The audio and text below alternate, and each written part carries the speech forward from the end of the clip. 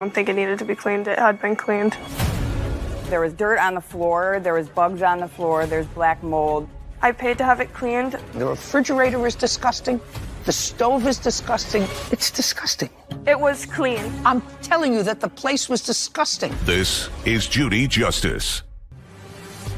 Adriana Alonzio and Tanner Krugel are suing their former landlord, Faith Schmidt, for a security deposit and emotional distress. Court come to order. All rise. Have a seat, please. Case number 3121, Alonzio Krugel versus Schmidt. Thank you. You're welcome. Tell me your last name. Krugel, This is your... fiance. The two of you were moving from one state to another. Correct. You were moving with what other family members? Our 4 children. And you were moving from what state to what state? Wisconsin to Minnesota. Whose mother lives in Minnesota? Mine does. That's your mom? Yes. So you needed a place to live? Yep. Yep. Yes. Yes. Sorry. Your mother found a place, or did you? I found the place, the initial. You found the place? Yes. And your mother went to do a walkthrough to see if it was suitable for you and your 4 children? Correct. And found the defendants. Is it a home It's a single-family home. that you own? When did you purchase it? I believe I purchased it a month before I showed it to them. So no one had lived in it yet. And when your mom looked at the place, it needed a good cleanup. And you acknowledged that, Ms. Schmidt, that it needed a good cleanup. I do not. Well, you sort of do in your answer, so that I want you to rethink what you just said to me. When you showed it to Mr. Krugel's mother, it needed a cleanup. You have to remember what you wrote in your answer. So if you tell the truth, you don't have to have a good memory. I don't think it needed to be cleaned. It had been cleaned. I have it in your answer, but I'll get to it in a minute. So you loaded your kids. I assume you took a U-Haul or something of the like, and you agreed to rent the property. Yes. And you sent a month's security and a month's rent? Yes. In total, how much money did you send? $3,000. Which you received and deposited. Correct. What date did you send the money? October 30th. I have the receipts for that as well. Yeah, she acknowledges she took it. Now, up until that time, you had not signed a lease. Correct. And you acknowledge that. They had not signed the lease. When you got there, it is your claim that the property was a mess. Yes. And you actually did not move into the property and want your security and your rent back. Correct. That's what the case is about. And I'm not exactly sure of what your defense is, but you'll tell me. Is your defense that they had no lease, or that they had a lease that they broke? What is your defense? So we had an entire interaction. They actually did move into the property. They moved their belongings into the property. Did you change the locks on the doors I did not. at any time? No. They're still the same locks that they were before. You arrived on the property on what date? November 13th. Still no lease. Correct. She mailed us the lease, and then we didn't have enough time to sign it and mail it back to her. And so we have in text message, she's saying we can just bring it with us, but we didn't want to sign it, so we... Got it. So you got there on the 13th. I'd like you to describe what it looked like on the 13th. Well, it was dark, so it was really hard to see anything.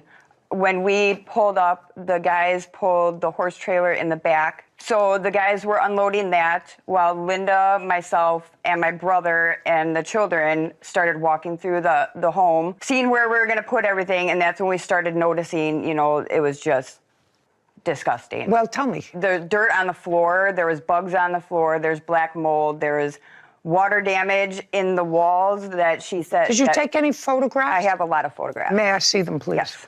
And this was the day you were moving in your things? Correct. Or the next day? The day we were starting to move in. And then once we started to notice... Just a second.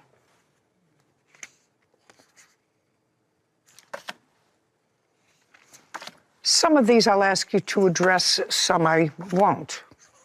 There's a lot of water damage. Kevin, would you show these photographs to Ms. Schmidt, please?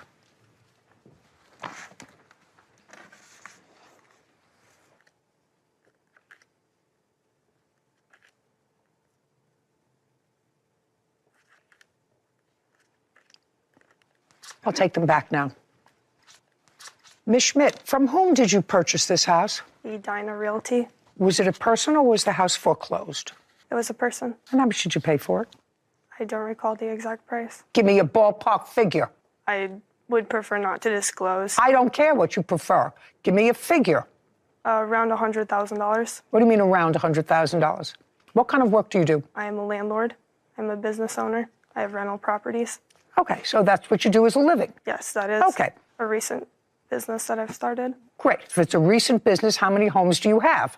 I have 4. Is this the last one that you purchased? Yes. How much did you pay for it? I believe it was 100,000 something. It was between 100,000 and 110,000. Yes. I have a picture from the Zillow ad that tells the date that she purchased the home See and it. how much she purchased it for.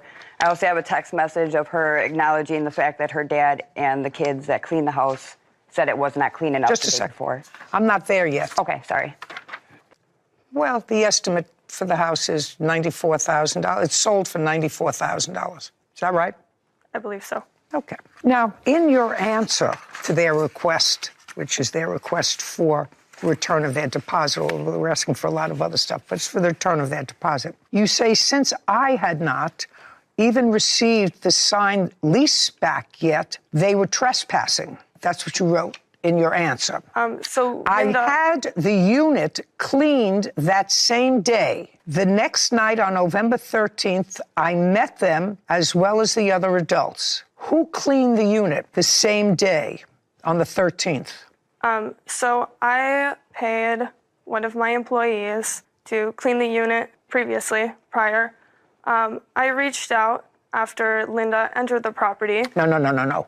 Pay careful attention to my question. I'm giving you a backstory. I don't want a backstory.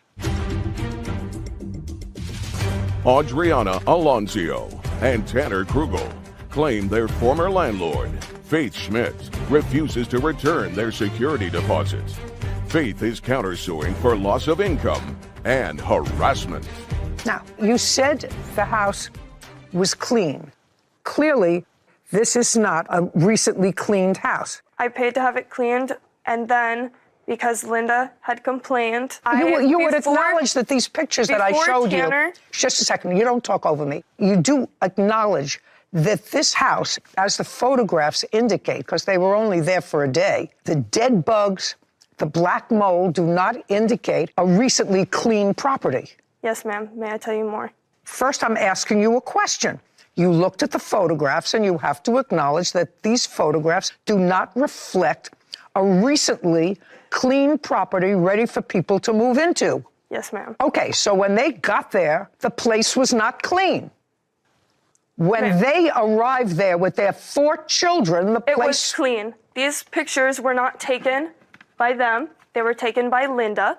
Linda entered the premises before they were even there. She was not On what supposed to be date? there. Just a second. On the 12th. They did not arrive until the 13th. Linda took these photos. Linda reached out to me. Linda said the property was not clean. I have text messages that I hired someone to go over there and clean it afterwards, which he cleaned the stove, the air conditioner, the freezer, and Show me.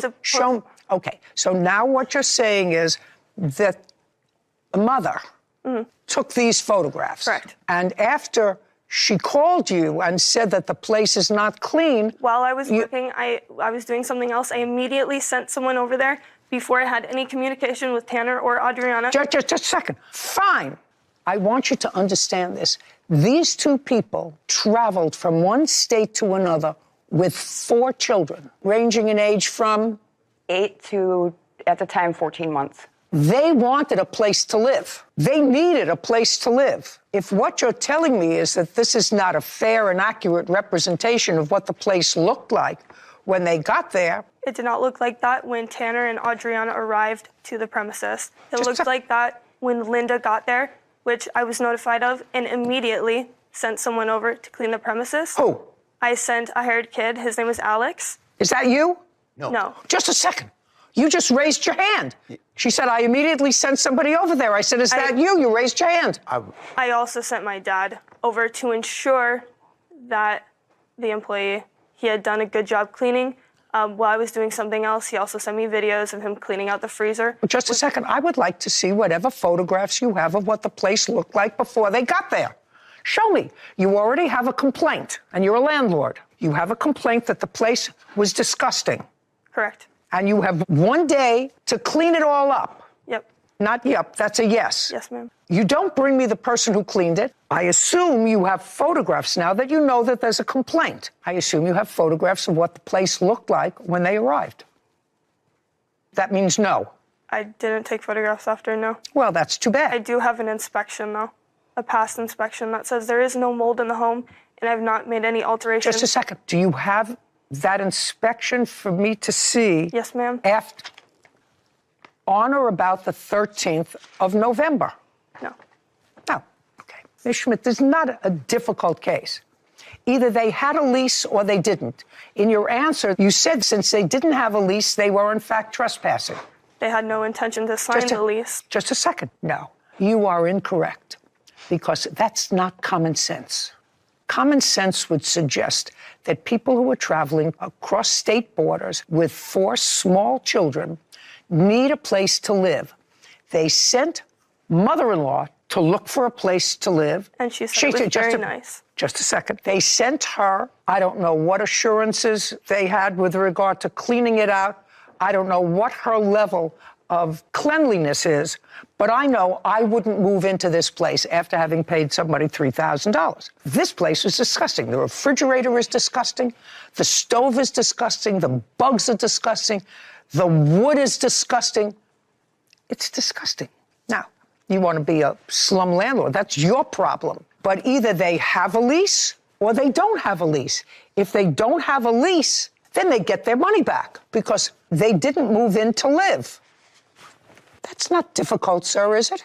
No, but I'd like to say something. Sure, stand up and say whatever you like and uncross your arms when you do it. Okay.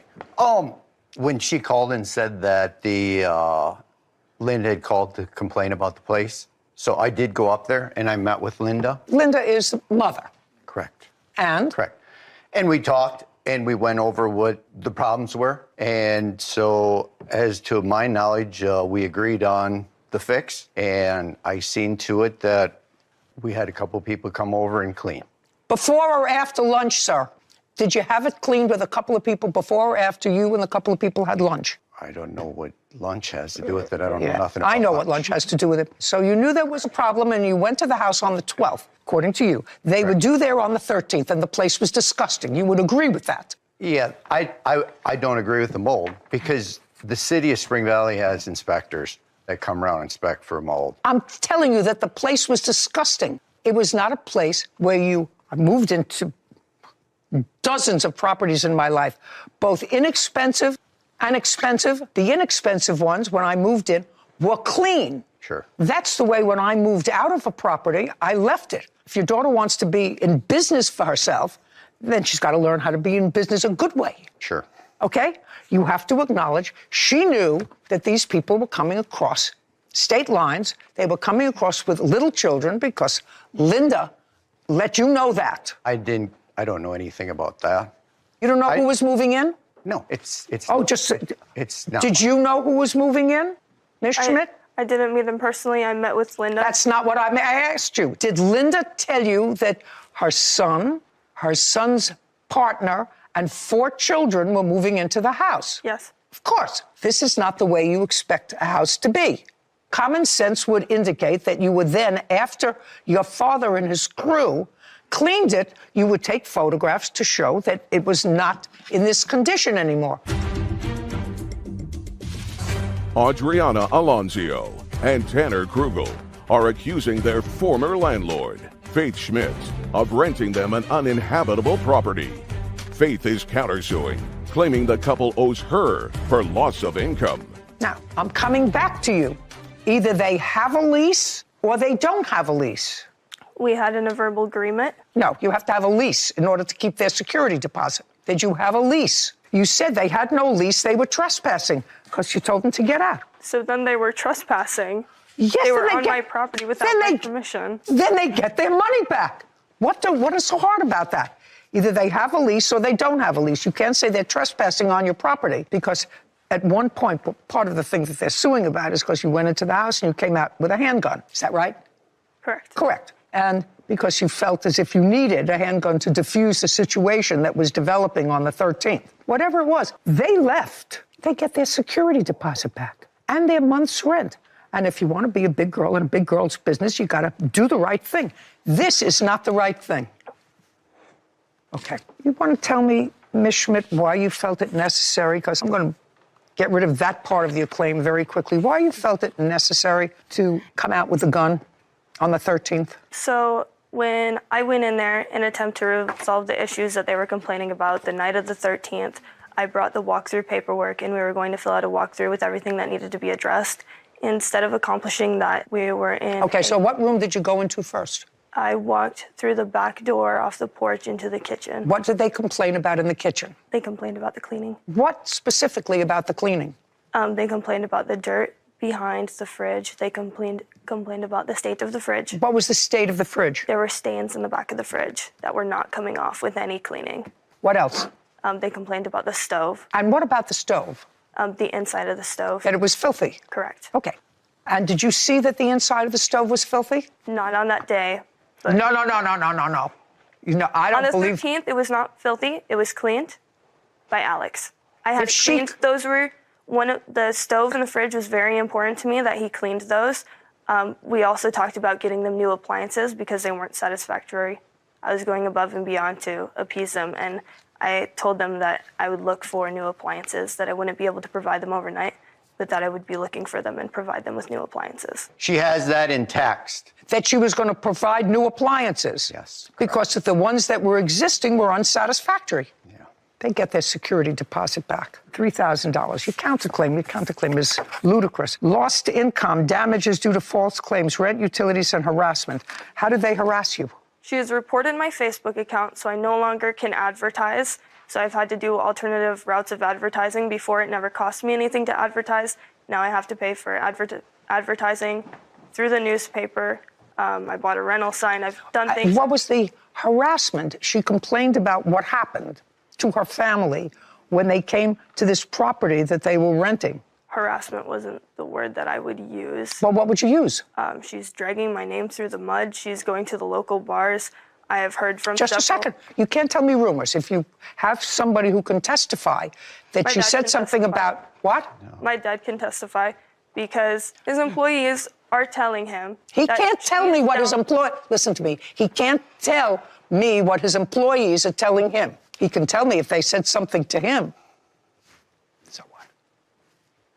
Did you finally find a place to live? No, we have not. Since November? Correct. Where are you staying? Right now, we're staying at my parents' house. We had to move back to Wisconsin, so we are on air mattresses in my parents' family room. Why were you moving? To be closer to his family. Anybody have a job? He had a job, a potential job lined up. In Minnesota? Correct, yes. What kind of work? Property maintenance management. What are you doing now? Nothing right now. I started a new job in Milwaukee on Monday. He had to turn down a really good job offer in Minnesota because we didn't have a That's permit. all. I just asked him what he was doing now, not woulda, shoulda, coulda. Okay. Judgment for the plaintiff in the amount of $3,000. Counterclaim, whatever it is for, I don't even know, is dismissed. Thank you very much. We're finished. This court's adjourned.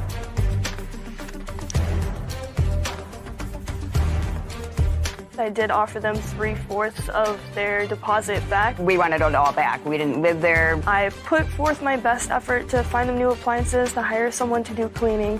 I believe I went above and beyond. We had a verbal agreement that the house was going to be in livable condition, and as you can tell by the pictures, it was not livable. Differently in the future, I think instead of hiring someone to clean, I'm probably going to clean myself, and I'm going to take photo evidence and videos of everything. She knew a month ahead of time that we were coming, so it's not like it was sprung onto her the day before like she's trying to claim. I'm not going to go out of my way to give them access to the property before I'm there. I'm going to do the walkthrough and ensure the lease is signed before they have access to the property to avoid this. Being a landlord is not the job for her.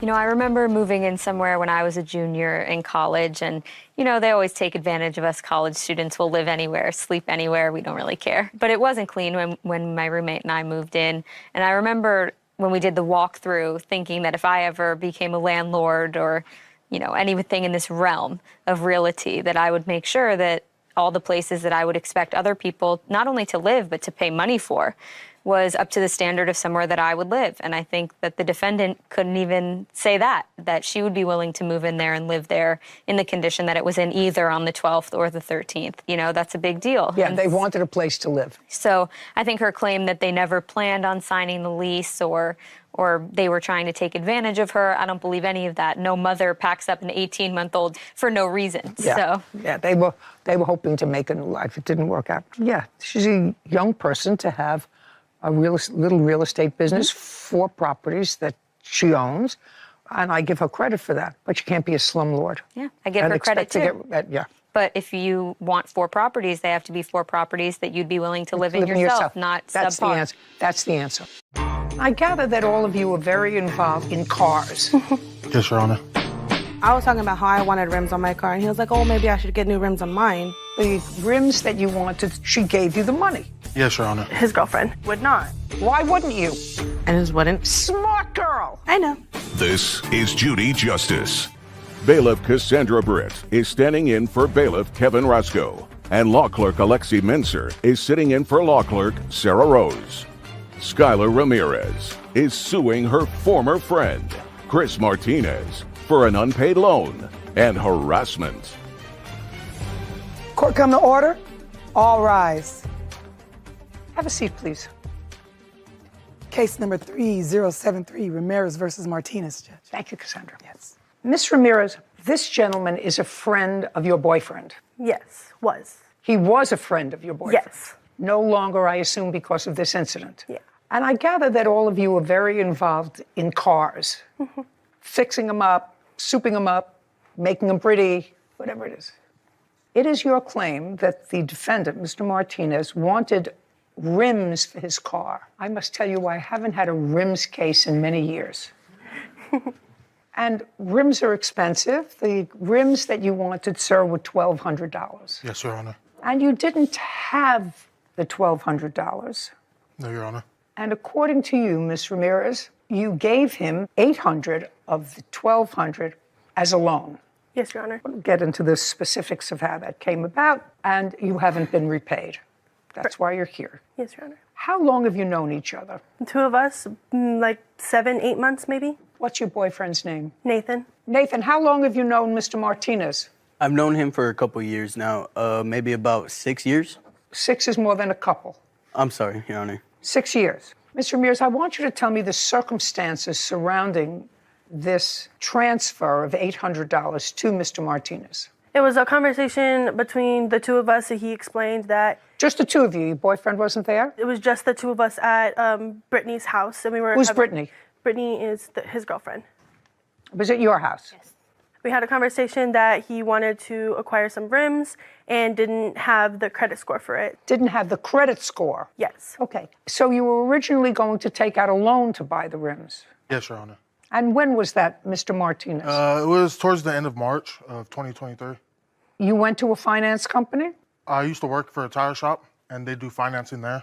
And then that's when Ms. Ramirez. No, Ms. Ramirez isn't a mind reader, so somehow you had to have a conversation with her. I brought it up with my girlfriend. Brought it up with your girlfriend? Yes, I talked about it with my girlfriend. Hold on.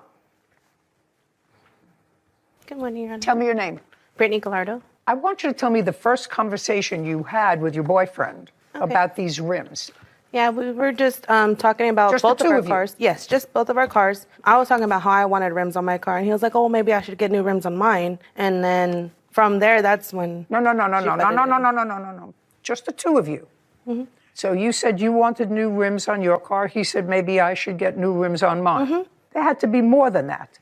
You know, he's your boyfriend. You live together? No. What does that mean? He stays over every once in a while. Okay. I want you to tell me the conversation that you had with your boyfriend when she wasn't there initially about buying rims. That was the first time we ever really had that conversation. Okay, well, the first time you had the conversation, Yeah. the issue of money had to come up. I told him I didn't have money for mine, and You said I that don't we have- had to work on getting the money for rims first. So you said, I don't have money for rims for mine. It's not an answer. Yes, I'm sure Yes, you mean ma'am. yes, Ms. Gallardo. And he said he's got to work on getting the money for his? Yes, ma'am. Were those his words? Yes, ma'am. Well, if it's my boyfriend, my next question would be, how are you going to do that? And what did he tell you? He's looking for another job because he had just lost his job recently. So he was going to look for another job. Yes. Did he talk to you about financing the rims? No, ma'am. He just said he was going to look for another job. Tell me about when this was. Do you remember what month? Middle of March, beginning of March, somewhere in there. Okay. There came a time when the plaintiff was at your house. Yes. And you were home. Yes, ma'am. And your boyfriend was there. Yes, ma'am. Were you present when he started to talk about his lust for rims with the plaintiff? Yes, ma'am. Tell me the conversation. They were talking about rims. And No, so I she brought up wasn't- the she- conversation that we had about him. And then she was like, oh, well, why don't you guys just get him? And I was like, well, I don't have the money right now, and he still has to find another job. So until that happens, you know, we can't really do much. And she was like, oh, well, you know, I could be your friend and I can help you guys finance, but the work that he does on my car should be free. Careful what you say to me. Be really careful. Yes. You want to be helpful, but don't get ensnared in the web. Okay. Because I weave that. Yes, ma'am. So she was there. You started to talk about rims, Yes, ma'am. financing them. She said, I could help you guys out by financing. Yes. And you had tried to finance. No, Your Honor, I haven't tried. Okay, so you hadn't gone to anyone else about financing. No, Your Honor. Okay, so she said, I could help you guys out financing. And what did your boyfriend say? No. Sorry. Scalardo, right here. So- Not him. You know, he may be permanent, he may be temporary, you never know. This tape is forever. I know. I know. Good. I mean, 10 years from now, you probably will have to look at pictures to remember what he looks like. Do you know what I mean? Yeah. Yeah. Skylar Ramirez claims her former friend, Chris Martinez, refuses to pay back a loan for car rims. Okay, she said, I think I could help you out financing. And? They had their conversation. I went inside because I have kids. So I just went inside. Oh, so you didn't hear? So I heard the conversation from the door because I just went to go check on the kids. But I said, I would rather you wait until we can do it on our own. And so their conversation came up because she had already gotten work done on her car. So, and she kind of already owed him. There's no almost Okay, well, she owed him money for the labor that he was doing on her car. And because of that, he was like, well, if you do that, we can just call it even. And You heard that? Yes, ma'am. And so she was like, so you're going to do my car for free? And he said, yeah, I'll work on your car for free, but you have to finance and pay for the rims. That day that they went to go get the rims, I guess, he had to put cash out of his own pocket to get the rims that day. How much, sir? I put $400 down. You put down $400, but the rims were $1,200. She got financed for $800. The rims, cash-wise, were $1,200 out the door cash. There were more because interest, so I put $400 down. So she gave you $8. Yes, Your Honor. And that was sometime in March. Yes, Your Honor. Between March and May, what work did you do on her car? Every time they needed something done on their car, they'd show up to my girlfriend's house late, around 11 o'clock, 12 o'clock at night, asking for work to get done. I've done oil changes on the car, their brakes, spark plugs. I asked you a specific question. Between March, which is the time that she advanced $800 towards your rims, and May, what work did you do on her car? Your Honor, it varies. I've done multiple stuff within that time period. This is her boyfriend. He used to be your friend. Yes, Your Honor. He's not your friend anymore. No, Your Honor. You want to tell me why? Because this whole situation, the way it turned out to be, he's just going off what she says. He's Well, you've following been her. friends for 6 years. Did you have a discussion with him? Because there came a time when she wanted her money back. Because now she's got this loan that's built up interest, right? Yes, Your Honor. And so you had to have had a discussion with Nathan. Nathan. Nathan really's never talked to me about anything. It's always Skylar going through his phone on his Instagram, talking to me about it, or having other people call me. May I say Nathan?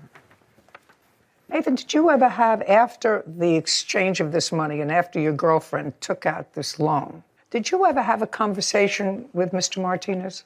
I did not personally know. Did you have any email or text exchange with him? On my account, yes, Your Honor. Do you have a copy of that? This was later on, like a month after the financing. Well, this is in April. I assume that this is you saying, ain't trying to rush you, bro, but we need the money. Yes, Your Honor. Do you have half of the 50? Yes, Your Honor. And he says, I don't, bro. I always have 3 kids to take care of. You have 3 kids? I have 3, Your Honor. Okay.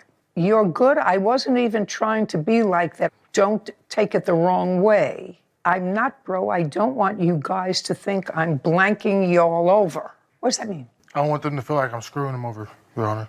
Screwing them over for what? For the money? Yeah. For the money. Well, that would indicate to me, Mr. Martinez, that you acknowledge that you owed him money. But you have 3 kids to take care of, and you didn't have the money. The initial agreement when I got the rims was I work on their car. That was the initial agreement. That's in March. You said that I would work on their cars. That's what you said. Yes, Your Honor. Initial agreement is that I would work on their cars. And so I specifically asked you, what work did you do on their cars from March until May? Which was actually a pretty reasonable question, because these texts were the end of April. And you said, I changed spark plugs, I changed the oil. I've done brakes. I've installed aftermarket parts for them. Just a second. When is my question? I just want to know what you did for them after she gave you the money. Were you supposed to sell this car, sir? Yes, Your Honor. Did you sell it? No, Your Honor. Why not? Is not an answer. Just people lowball me. You have a Mitsubishi? Yes, Your Honor. 2000. Yes, Your Honor. Where'd you get it from? I traded one of my last vehicles for it. You traded? Yes. What did you trade it for? I had a 2013 Cadillac ATS, and I traded my homeboy with it, and he gave me cash on top as well. When? I want to say beginning of February. Oh, so you didn't have this car very long, so it was No, your Your Honor. intention of flipping the car once you Yes. put rims on it. Not even that. I was going to sell it with stock rims too. Then what'd you invest $400 of your own money and $800 of her money for?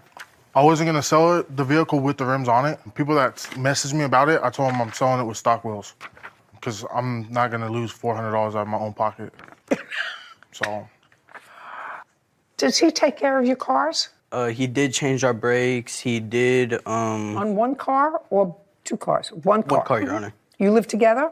Yes, ma'am. Yes, ma'am. Okay, so he changed the brakes.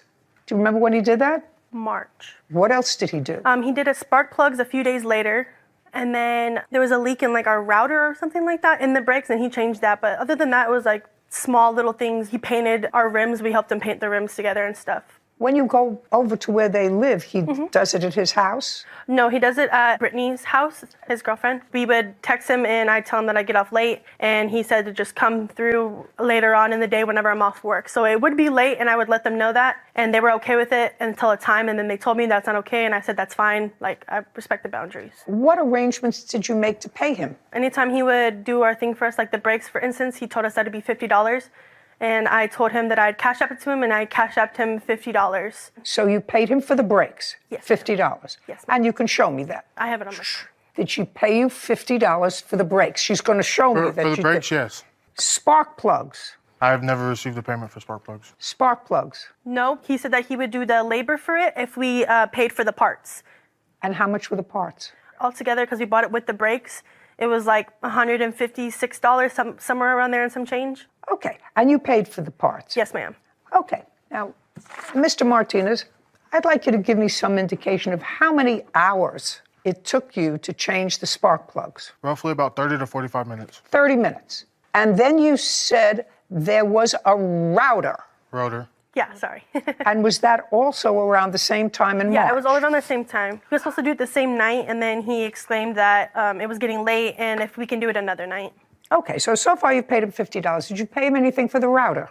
No, he said he was going to do that because he noticed it was leaking. So he did those things within a 48-hour period? Around there or some. And for that, you sent him $50? Yes, ma'am. Which you acknowledge you got? Yes, Your Honor. Those are the things that you said were done, right? That, oil change. Oh, just a second. When did you do an oil change? I did the oil change the same day I did the spark plugs. Okay, so it was all done within a 48-hour period. And after you did that work, and it took you an evening and it got a little late, so you did some the next day, you charged her $50, which she sent you. I charged her $50 for the brakes. I never got paid for doing the oil change. Well, oil change is nothing. It's certainly not $800. Skylar Ramirez is accusing her former friend, Chris Martinez, of owing her the balance of a car rims loan. Do you understand what I'm talking about, Yes, Mr. sir. Martinez? Yes, Your Honor. Okay, so now we're at a place where I've just eliminated most of your defense because you said you did work on her car so many hours, 50 hours or whatever it is, and you were never paid for it, so it was part of the agreement. So now I have you worked on the car, according to you, over a 24 or perhaps 48-hour period, but you have a full-time job, so you were doing it in the evening. And she didn't pick this $50 out of the air. You must have said, I'll do it all for you for $50. No, Your Honor. No? No. Okay. How much did you tell her it was going to be, sir? I told her for spark plugs and oil change, that's $30 a piece. I'm helping. Just a second.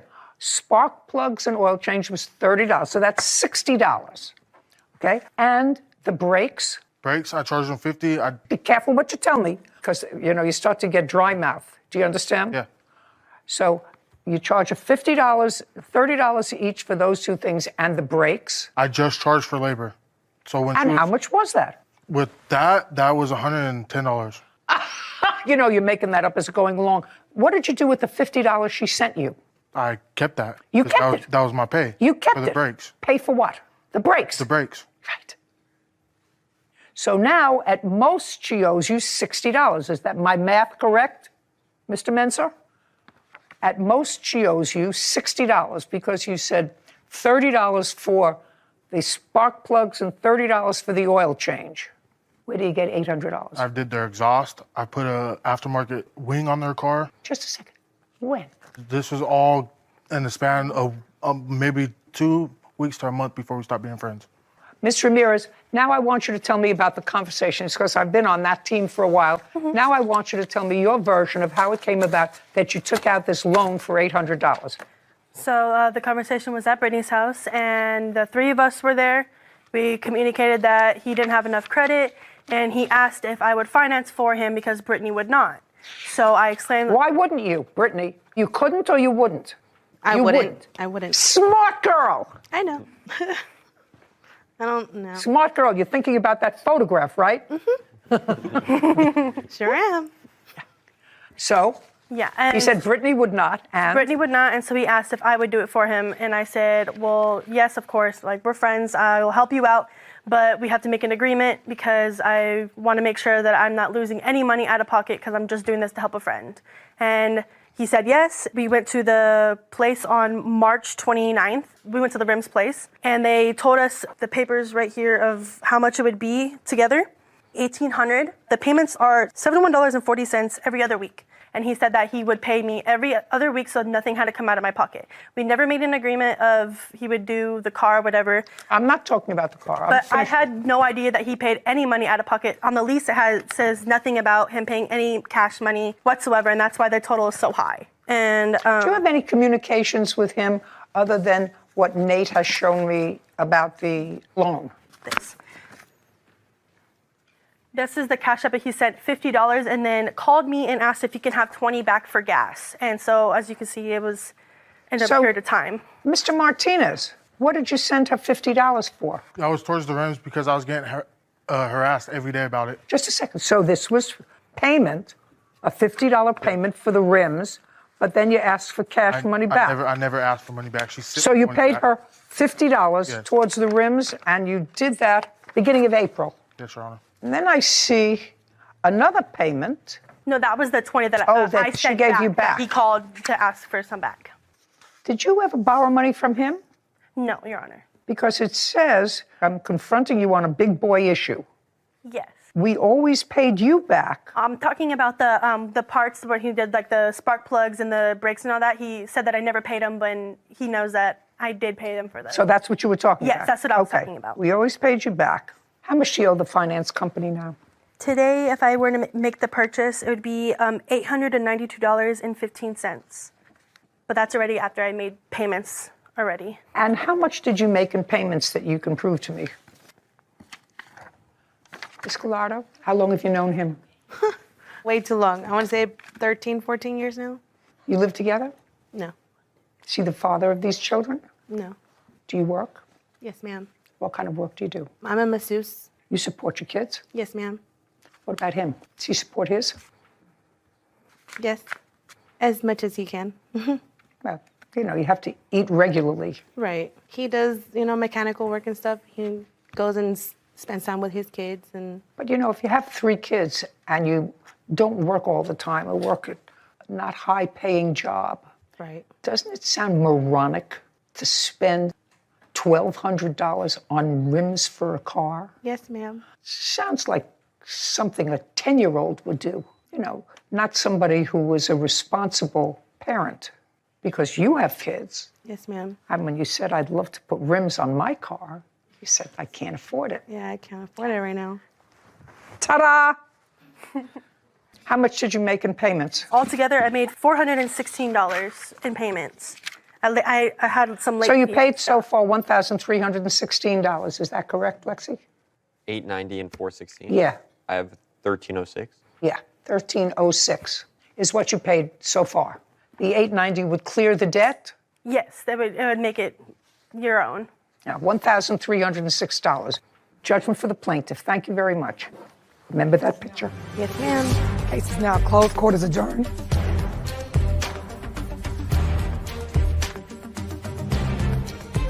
She was just being immature about it. I think she made the right decision. I'm a parent of 3, and I'd rather not put myself in a hole that I can't get myself out of. Yeah, I really wanted it to work out, but I feel like it was just immaturity that made it go like that. Stick to the agreement that we had, which was working on the car. Every time he done work on our car, we always paid him. Friends come and go. The world works in mysterious ways, and I think he just likes it that way. So, Alexi, let me tell you my takeaway from this case, which has nothing to do with the law. It has to do with Miss Gallardo, who I found absolutely charming. I actually found the plaintiff and her boyfriend also honest and charming. The defendant, on the other hand, is a hustler. And it's interesting that Miss Gallardo knows he's a hustler because that lady smiled when I say, remember the picture. 10 years, you won't remember him because he has 3 kids, takes care of them, she says, as best he can. Well, you can't take care of them as best you can if you don't have a job. And then not to have a job and to want $1,200 rims for your car. She knew it was ridiculous. Now you're served with a restraining order by your mother. Yes. And in retaliation for that, she slashed your tires. Right. She admitted to carrying the knife, Your Honor. I can't ask her whether or not she slashed your tires. She's going to say no, right? Yes. She's going to get caught eventually. Right now, she's been clever, but she's not that clever. This is Judy Justice.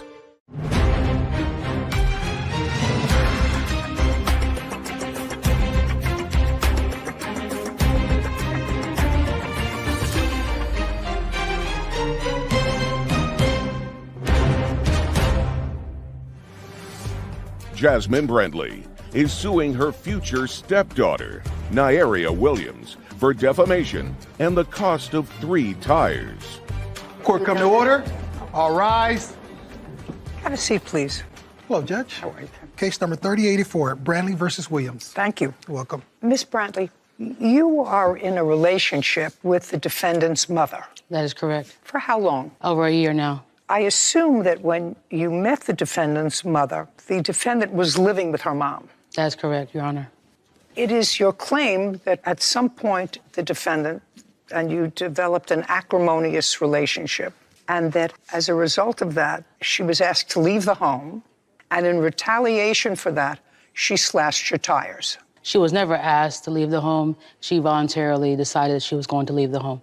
Let's say that that's a given, but it is your claim that as a result of leaving the home, and there's no question she left the home because you were there. We weren't sure exactly what the reason was. She didn't make a reason as to why she was leaving the home. She left, and it is your claim that after she left, she slashed 3 of your tires. That is correct, Your Honor. Ms. Williams says she did not slash your tires, but that she still has property in the house that she shared with her mother before the 2 of you were in a relationship. Do you live together now? Yes, ma'am. When did the 2 of you move in together? I moved into the home, I want to say the exact time frame was around April of 2023. And when did you move out of the home, Miss Williams? I moved out June 28th of 2023. So a couple of months later. Yes. Tell me the circumstances surrounding your leaving the home. My mother texted me and said her girlfriend was feeling uncomfortable and she wanted to focus on her and her relationship, and I needed to go and focus on myself. You have that email. I'd like to see it. Kevin. Okay, so he's right there.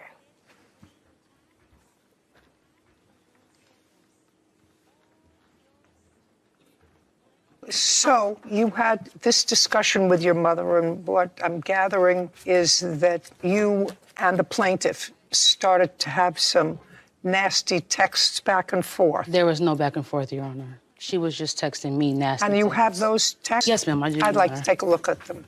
And she also had your other people response texting to me. your mother is that bum paying bills? Yes. Okay. And then your mother tells you right now, time for you to go. Yes. And then you say, okay, I just want to grab my TV and bear. Yeah, I want to at least grab that for tonight, and then I would have came back and got the Just to rest say, of my well, that's what I need. Need to unlock the door so I can grab my TV and bear. I assume that's a teddy bear, not an animal? No, it's a bear. Okay. Let's see the text. And I never responded to these texts, Your Honor. Thank you so much. These are just phone messages. Okay. Yes, ma'am. She put my number on social media, and people were texting me asking for sexual favors. Just a second. No problem, Your You'll Honor. get there. I apologize. You'll get there. Yes, okay. ma'am. So you moved out. Yes. Now tell me about the tires. She was moving out, had her things. We know she carries a knife. She's always showing it and bragging Just a about second. it. She acknowledges she came back to the house with a knife. She acknowledges that. Is that correct? Yes. What kind of a knife? It's a small pocket knife. Show me. This I don't understand. Yeah. Oh, I my want bad. you to show me. Is it this size this when it's big. opened? So Yes. it's a little bit bigger. Yeah, just a little bit bigger than that. It's a little. Just a small one that you can fit in your pocket. Yes. Yeah. Yes. Okay. Well, that's a pretty big knife. Okay. So you came back to get your things, and you had the knife with you. Yes. Okay. Go ahead. So we did not confront her while she was getting her things. We looked out the window. We could see her carrying the bags as she was dragging them down the walkway past the apartment building. That was maybe about 1 in. We woke up for work, I say maybe around 6:45 time frame. We go outside. The driver's side tire was completely flattened, and the left side passenger front and the rear passenger side tire, they both had tire slashes in them, and we had to get them all 3 replaced. They were unrepairable due to the puncture in those tires, Your Honor. Okay. And I have pictures and documentation for that as well. The issue is not whether your tires were punctured, but whether you have proof that the defendant did it. The tires were fine when you went to sleep. Yes, ma'am. And then the defendant came after midnight, Yes, ma'am. collected her things in suitcases. Mostly like bags, not really suitcases. How did you get into the house that night? Almost not an answer. Did you have a key? Yes. Okay. And nobody had changed the locks. They changed it the next day. Nobody made had it. changed the locks on you then. Then, no. So you were able to come and get things. Yes. So now you have to give me proof that she slashed your tires. You can imagine that she did, but what evidence do you have that she slashed your tires? Your Honor, no one knows, other than the family, that I was living with them at the time in that area. I have no outstanding confrontational beef. I don't have any problems with anyone in the anybody neighborhood. else? No, ma'am. No, ma'am. That's circumstantial, but insufficient in the law that she's the only one that you had a beef with, the fact that she was there. It's not enough evidence for any court, even a court where the quantum of proof is little, that she did in fact slash your tires. The evidence that you have is that you don't have a beef with anybody else, correct? I don't have any, I didn't have any And negative you situation. couldn't think of anybody else who would want to do that, and she was there in the vicinity that night. Within the time frame, yes, ma'am, Your Honor. She left maybe around 1 o'clock. By 6 in, the tires were slashed. Well, you weren't out at 1 o'clock in the morning. You went to sleep at what time? Maybe around 2 a.m., 2:30 a.m. And then you got up at 6? Yes, ma'am. But you hadn't been outside. When did you park the car? I'm not sure the exact time, Your Honor. Was it before dinner or after dinner? Probably before dinner. And you have dinner at what time? More than likely, maybe around 10:45 p.m. 10:45? Yes, ma'am. Okay, so your car was parked before 10 o'clock, and the next time you saw it was 6 in the morning. Okay, well, that's a big window. I can't ask her whether or not she slashed your tires. She's going to say no, right? Jasmine Brandley is suing her future stepdaughter, Nairia Williams, for defamation and the cost of 3 tires. Nairia is countersuing Jasmine for her belongings and lost wages. I can't ask her whether or not she slashed your tires. She's going to say no, right? Even if you look at the tires, you can tell the 3, only 1 is flat. If they all got slashed at the same time, they all would be flat. If it's But 1 or 3. That's not the point. I did not know. She told others that she did admit to it. I did not. Oh, just a second. Who did she admit it to? Her coworkers, also. Oh, no. friends. Do you have a coworker here? All I need is a witness. My witness can confirm. That she admitted it to them? To the other coworkers as well. They work at the same location, Your Honor. Did your witness, did she admit to slashing the tires to your witness? She's admitted to both me and my witness that she would do harm to us and to me. Is this your witness? Yes, ma'am. This is my fiance. Your last name is? Williams. Miss Williams, this is your daughter. Yes, ma'am. You work at the same place? Yes, Your Honor. Okay. Did your daughter admit to you anything about the tire incident? No. Okay, sit down. Do you have a police report? Yes, ma'am, I do. I'd like to see the police report. Yes, ma'am. Did the police interview any witnesses? No, ma'am. They said I had to file domestic violence restraining order, which I did. Was that granted? Yes, ma'am, it was. I'd like to see that, too. Yes, ma'am. Okay. Okay, you got a temporary restraining order you got on your own. She wasn't present when you first got it. Correct. Did you go back for a final hearing? She never appeared. So the answer is you went back. 3 times, Your Honor. And she didn't appear? She never appeared. So it was granted on default? Yes, ma'am. I never received anything about going to court. The only paperwork they gave me was about the tires. They never presented me with anything. What I have to tell you is this. Currently, there is a restraining order, that's what she says, against you. And if what you're telling me is you were not properly served, I would move to vacate that order because you're at risk if you don't. I don't actually believe that you weren't notified to come to court on 3 separate occasions. I think that you just decided to be a smart aleck and not go. No, I really didn't know. Really? I knew my mother had one against me because the cop did mention that when he dropped the paper off. When your mother filed a restraining order against you, then there was a return date. Did you go to court? No. Is not an answer. Oh, Did you go to court? Now you're served with a restraining order by your mother, and you got a date. You ignored it. No, they pushed it back. I didn't get a new court date. That's what I'm saying. But did you ever go? Because I had moved. Just a second. Did you go to the first one? No. No, you didn't. You ignored it. I didn't know about them. No, you said you knew about the first one. You didn't know and about. then it got moved. I Just wasn't a able to get to it. You knew about the first one. Yes. Yes, and you didn't go. Yes, it got moved. Right. No, had nothing to do with moving. If you knew about the first one, you knew you were supposed to be there the first date. You didn't go, and they adjourned it for another date to give you another opportunity to come. And then you said you moved. Then you say you didn't get the second date. Well, but you got the first date and you ignored it. The date got moved. That's what I'm saying. No, courts don't get moved up. They get pushed ahead, not moved up. They get pushed ahead if somebody doesn't appear. That would have been you. Didn't appear the first time. Are you trying to confuse me? No, because I'm old? No, I would never want to do that. So far, there are 2 protective orders. So your mother has one against you, too. That's what the cop said, yes. Your mother has one against you also. Yeah, that's what the cop said. Do you have a protective order? So that's why I don't know what's going on all the way. Miss Williams, did you file for a protective order against your daughter? No. You never did? No, only my fiance did. I never did. Oh, okay, fine. Now you can sit down. So the answer is, Miss Williams, your mother never filed for a protective order against you. Okay. Only the plaintiff. All right. Okay. So far, we don't have a confession, right? We had the threats that were made, Your Honor. To do you harm. That's what she tried to do. Okay. Miss Brantley? Yes, ma'am. It's not sufficient. I'm telling you, in all probability, Miss Williams, who's a little bit of a wise guy, did in fact slash your tires when she came to get her things. All probability that happened. But there's no evidence. She admitted to carrying the knife, Your Honor. Yes, I know. She told me. I saw it. She took a knife with her. It's not enough evidence to connect her to doing the damage to your car. What about the credible threats, Your Honor? The threats that she made towards me? You have a protective order against her, correct? If she violated that protective order, you go back to court and you file a violation of the order of protection. And if they find that that's true, she's going to go to jail for contempt of the order. That's your remedy. You have a protective order that lasts until when? Right now, Your Honor, we're attempting to locate her. She's not responding to the summons officer's calls or texts. I have not received no calls. You don't know her address. Don't speak. What does that mean?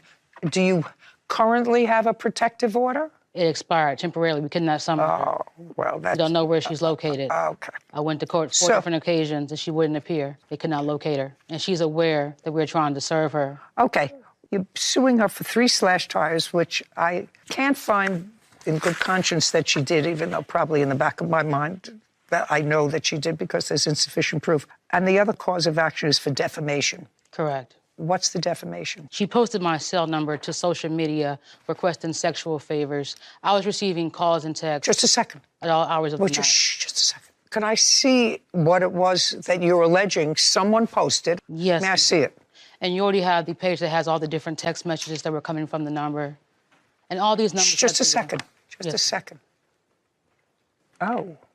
That text message that you're referring to came from this phone number that's on here? Yes, ma'am. If you look at all the messages on that one page, Your Honor, they were all from the Chicago area, the same area that is her zip code for her phone. My mom's zip code, too. So this is not her phone number that created this text message? So that is a screenshot that someone sent me of my number being posted on social media.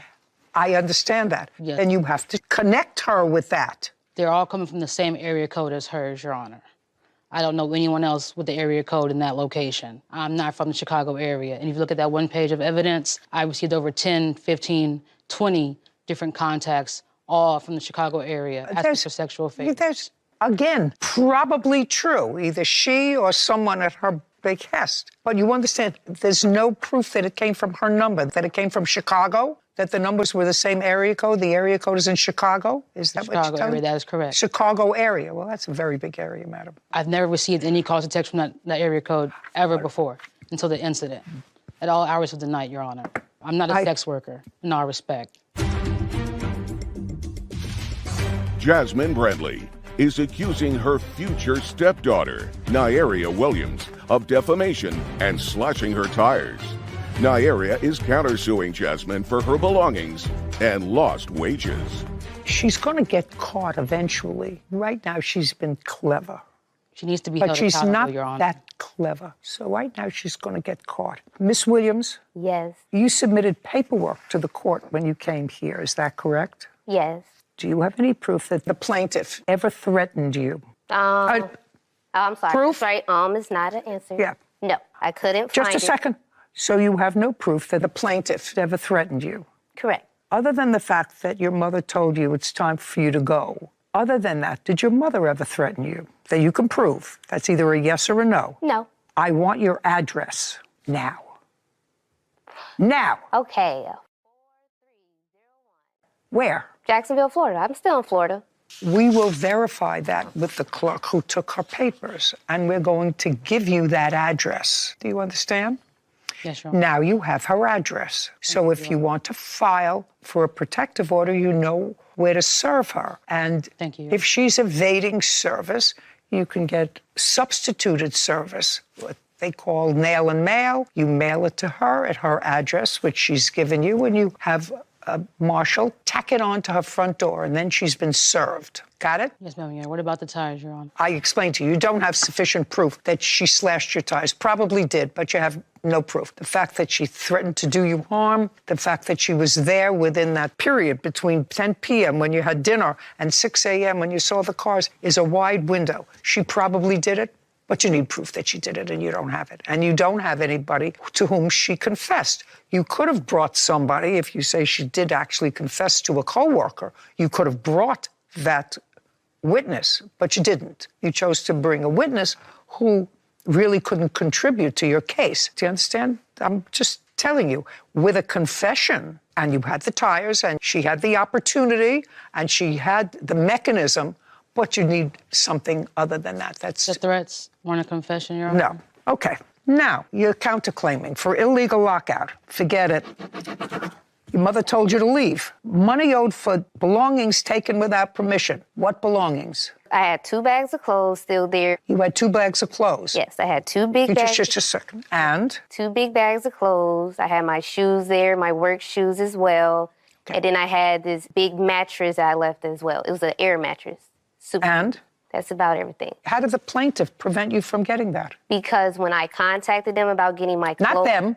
How did the plaintiff prevent you from getting that stuff? They changed the lock. Not they. It's not... Jasmine and Rika changed the locks, and I could not come and get my clothes. Not they. You have to have proof that the plaintiff, you see, it works 2 ways. Yeah. You have to have proof that the plaintiff did something to prevent you getting your stuff. You went there to get stuff. Mm-hmm. You went there to get stuff on the night that her tires were slashed, and you were dragging out bags of stuff. Not bags. I only had a couple items. You had a couple of items just a second, that you came back to get at 1 o'clock in the morning? Mm-hmm. Yeah. I need to get dressed for work. Miss Williams, your counterclaim is dismissed.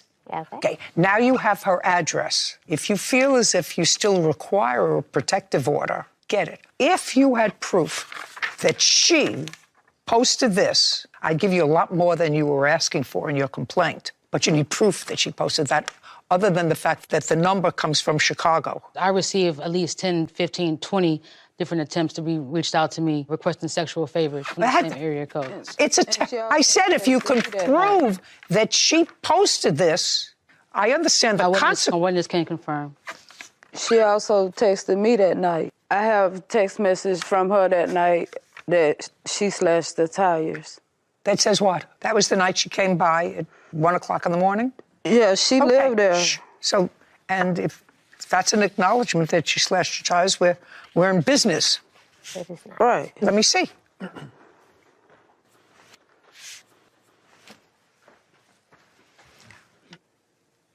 You say to her, so you going to flatten her tire? I hope you know the cops will be called. How did you know she was going to flatten the tire? Because she had did it. She sent me all these text messages. No, but nothing.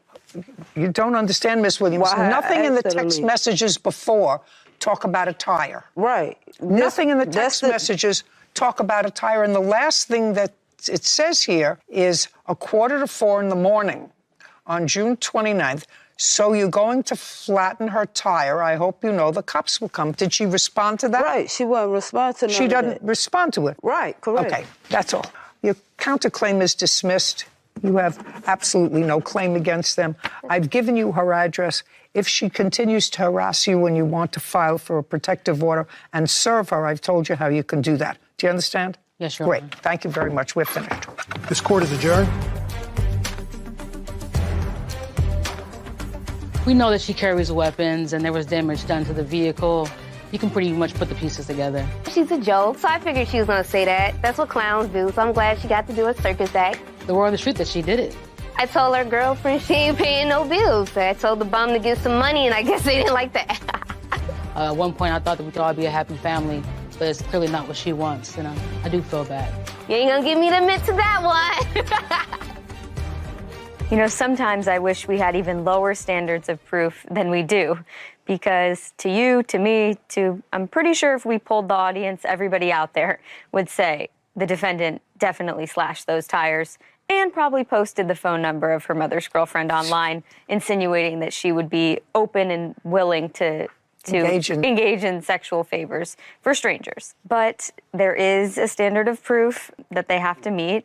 And I was just waiting for the crumb of proof that we could hang our hat on for both issues. Just opportunity and inclination doesn't allow a court to, in good conscience, find that she committed a crime. Mm-hmm. And both of those things would be criminal behavior. Just with her attitude, I knew. Her attitude. I just, I wanted to prove and have that right little crumb to hang the hat on. But unfortunately... Eventually, people with that kind of attitude always get caught. Always either get caught or get comeuppance. Oh, yeah. We were in an actual relationship for 5 years. He took the dog, and you want the dog back. Yes. His anxieties were surrounded by her grandson because of the fact that he would beat him. He sprayed hairspray in the dog's eyes. You don't make that up. I don't think he over-disciplined. This is not a tea party, madam. This is when you have to listen. This is Judy Justice. Deborah Borelli is suing her ex-boyfriend, Osmond Brown, for harassment, personal property, and her dog, Luca. Court come to order. All rise. Have a seat, please. Hello, Judge. Hello, Kevin. Case number 3086, Barrio versus Brown. Thank you. You're welcome. Miss Borelli, you and Mr. Brown, according to you, had a friend's relationship for about 10 years. Well, we were friends for the past about 5. We were in an actual relationship for 5 years. Which 5 years? The first 5, from 13 to 18. And you lived together, and according to you, in 2018, something happened, that relationship changed. However, according to Mr. Brown, he continued to reside with you. Yes, he lived on the couch. Well, whatever. He continued to reside. You continued to reside together. We stayed very good friends, yes. Very good friends. You stayed together for 10 years. Yes. And then an incident occurred, you separated, and now each of you have a claim that the other has property that belongs to them. That's long and short of this case. One of the items, Mr. Brown, I see that absolutely adorable dog. Will the dog be just as happy on the ground? I don't know. I will try. Okay. One of the things at issue is that adorable little dog. So it is your claim that the dog belongs to you, that when you and Mr. Brown separated, it was an acrimonious separation, and that you were forced to sign a document that gave him the dog, he took the dog, and you want the dog back. You also want back from him something called an oculus. Sarah, could you pull up what that looks like for me? This is what it looks like. Okay. An oculus is something that you put over your eyes, and it takes you into another world. Yes. Is that what happens? It belongs to my grandson, Virtual yes. reality. It's just Hold on, what? Virtual reality, they call it. Do you use it? No. Do young people, kids use it? Is that what it's used for, They're Sarah? popular. Pretty popular. Popular? Yeah. Your other grandparents use it? I don't think they'd be able to figure it out. No. I know these grandparents don't use it. Do you have an Oculus? My son has an Oculus. And how old is he? 12. 12. Kevin, do you have an Oculus? No, ma'am. No. Out in the audience there, raise your hands if you own an Oculus. 1, 2, 3, 4, 5, 6. Okay, so that some people who are adults, not old adults, but adults, do have these toys. You don't use it. No, ma'am. Okay. And it is your claim that in addition to the dog, Mr. Brown took the Oculus that belonged to your grandson. Right. Mr. Brown said he was given the Oculus because your grandson broke his tablet. And you want a little money for some traveling that she did that she promised to pay you back for. Is that right? We Is that right? Yes. You want some money for traveling? Yes. Okay. So let's deal with the dog first, since that to me is the most important issue. By the way, Miss Burrell, where's your grandson? back in Buffalo. Who is this? His mother and my daughter. She doesn't live with you. No. But the grandson lives with you. He did. He stayed. He did? He stayed when with you were me. together. He goes back and forth. And how old is he? 16. Okay. Because one of the things Mr. Brown says is that the 16-year-old isn't very good with the dog. Well, the dog, he is a chewer. He's chewed up a lot of my grandson's things. Luca has chewed up your grandson's things. Several of his headphones and earbuds, and he's chewed up our shoelaces. And so he tries to discipline the dog, and I don't really discipline dogs. So you wouldn't necessarily, as a dog owner, discipline your dog the same way as your grandson has disciplined the dog. Did he ever hit him? I don't think he's hit him hard. I mean, I think he may have tapped him on the butt a couple times, maybe done his nose a couple times. I don't know. He was very frustrated that he was constantly chewing his stuff. Okay. How old is this dog? He will be 2 in April. when you got him, you and Mr. Brown were living together. Yes. I must tell you, Miss Burrell, the dog looks very happy with Mr. Brown. He was very happy with me, too. May have been. I'm sure he wasn't happy when your grandson was disciplining him different from the way most normal people and adults would discipline a dog. Because Mr. Brown is certainly going to tell me about other instances of discipline that he observed that your grandson inflicted on the dog. I'm not aware of any Okay, but other you were aware instances. enough, Miss Burrell, to tell me that in your home, the dog was disciplined in a way that you would never discipline a puppy, because a dog that's not quite 2 is still a young dog. Some chew things and some don't. All right. Deborah Borelli claims her ex-boyfriend, Osmond Brown, owes for harassment, an Oculus headset, and the return of her dog, Luca. Osmond is countersuing Deborah for personal property and travel expenses. Now, when was the dog purchased? I got him on December 19th, 2022, as a birthday present for my other Pomsky. She's just like him and loves to play. And I have an old Shih Tzu that would not play with her. And then I came across a Facebook post about a woman who was getting rid of a dog that was swimming in her basement. Well, he lived in the basement. And when I contacted her, she said, I'll send you some pictures. And it was a couple pictures of Luca sitting on some stairs. And she said, oh, we went down in the basement the other day and the basement was flooded and he was swimming. I said, swimming? And she said, yeah, so we put him on the stairs. And I said, I'll be over. So you took the Osmond dog. and I went to look at him and he made my other Pomsky a little nervous. So we went back and Oz kept saying, you don't need another dog. She doesn't need a friend. She's got toys. You know, I said, I have to do something about this dog. The woman And was Mr. Brown was with you? Yeah. Okay. So you went together? To look. And he said no. So I came home and I thought about it and I kept in touch with that woman and she said, if you don't take him, he's probably just going to go to a shelter. I talked to Oz again. I said, I have to go get this dog. I have to. He's living on stairs. Okay. And so I purchased him. He was not happy about it, but I purchased him. For how much? $240. It started at $500. I told her I couldn't do it, so. Okay. Mr. Brown, do you need a tissue? Yes.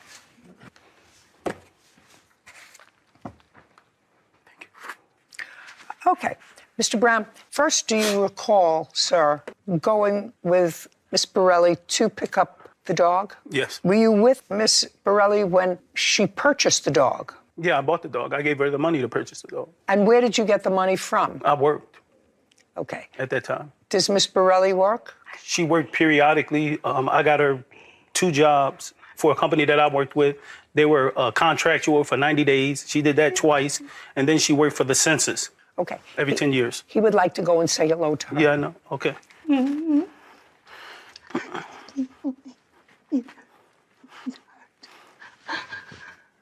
Sweetheart. Okay. So when you went to pick up the dog, do you remember what month and year that was? Was that in December of 2022? Yes, it was December of 2022. And where did you take the money from? My bank account, I work. Miss Borelli, who took out the money to pay for the dog? He lent me the money. Okay, so the answer is Mr. Brown paid for the dog then? At that day, yeah. Okay, fine. And when did you repay him for the money? The following week. Do you have any proof that you paid him back? No, but he knows I did. I didn't ask you what he knows.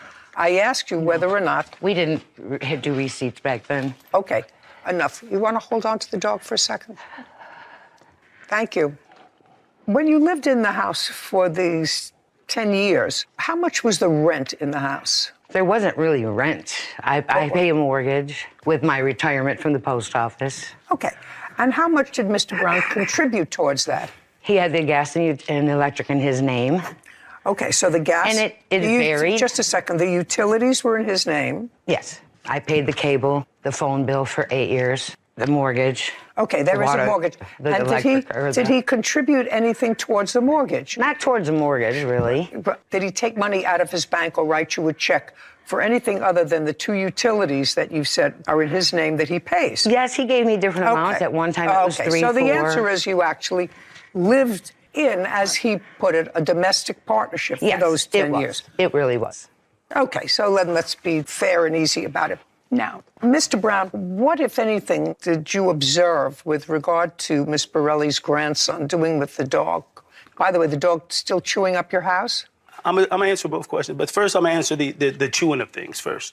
The dog did have a problem chewing things because he had anxieties. His anxieties were surrounded by her grandson because the fact that he would beat him. I'd sleep on the couch, like she said, for the last 5 years, I've been sleeping on the couch. When her grandson comes, he also sleeps on the couch. But sometimes in the middle of the night, like he's always on his computer doing something. So if he gets angry or something, he takes his frustrations out on the dog. The fact that I'm in the room and I'm sleeping and I let her know these things, she don't really discipline him. She just says, oh, this or oh, that. He sprayed hairspray in the dog's eyes one day and told her that he thought that it was his butt. That's what he told her. He thought he was spraying his butt. Why are you spraying his butt? You don't know his face from his butt, that you gonna spray him in the eyes? What precipitated that? I don't know. He's always trying to do things to the dog. Did you see it? I heard the spray and I heard the pss, pss, and I heard the dog doing this here with his eyes, so I know something happened. Just a second. You smell it, you can see it. Just a second. Did you confront her grandson about it? Yes. What did you say to him? I said, don't spray this dog in the eyes. I even went and told her he's spraying the dog in the face with eyes. He said he thought it was the dog's butt. Did you hear him say that? Yeah, he told her that. Okay. Yeah, you don't make that up, madam. He wouldn't have heard the spray. He's in a complete... What I'm telling you is he wouldn't have made up that story. Miss Borelli, there are lots of stories that you make up. He's not that imaginative. There are a lot of ways that you can say you can abuse a dog, but spraying the dog in the eyes with spray, and then that remark that a 16-year-old wise guy might say, you don't make that up. I told him a good way to discipline an animal, including a cat that's doing something bad, is you get a spray bottle and you fill it with water. Yes. Just look at me. Don't look at him. You get a spray bottle and fill it with water, and? And you can put it on a light mist and you spray them. But this is not what he did. He didn't spray the dog with water.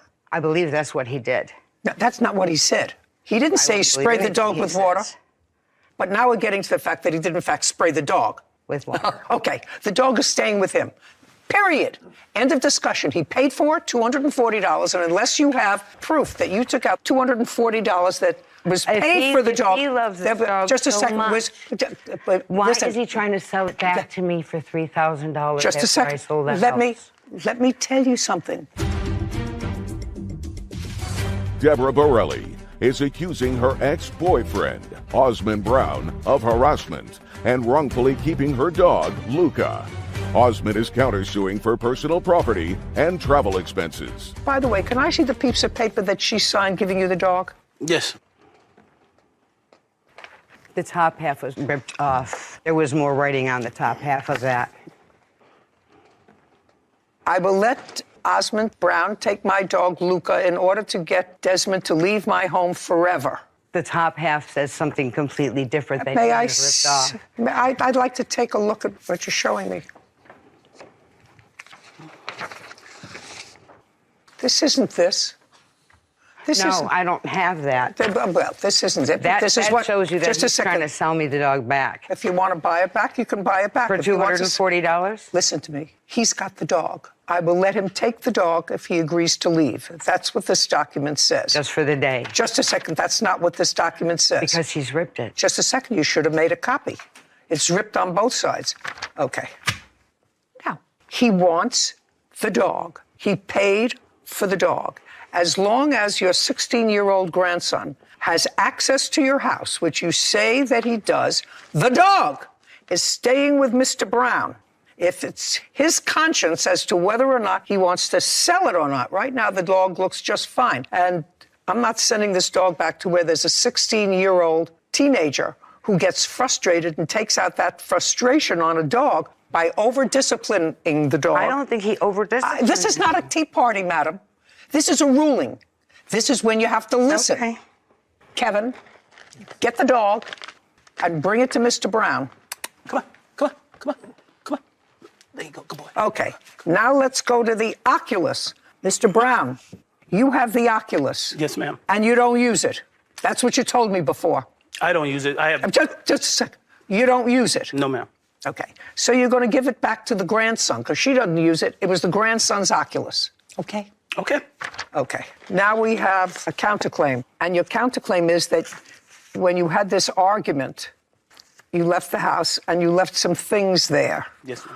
The most important thing in this collection, because I'm not getting involved in a collection of 3 sport jerseys or 2 T-shirts, I'm not getting involved with that, but you say you left your watch there. Where did you leave your watch? It's in her bedroom. I have 3 watches there. One has a pink face, one has a blue face, and one is a Rolex that she gave me that the battery broke. Okay. You don't mention any other watch but a Rolex. Yes, ma'am. And the Rolex was given to you by the plaintiff? Yes, ma'am. For what? We were in a relationship. Was it a birthday or a different event that you gave him the Rolex? I didn't give him a watch. Oh, can I see the watches, please? Whose watches were they? I had bought them for an ex in New York City. We had gone to the Statue of Liberty and we were at Battery Park, and a man opened his raincoat and asked me, did I want watches?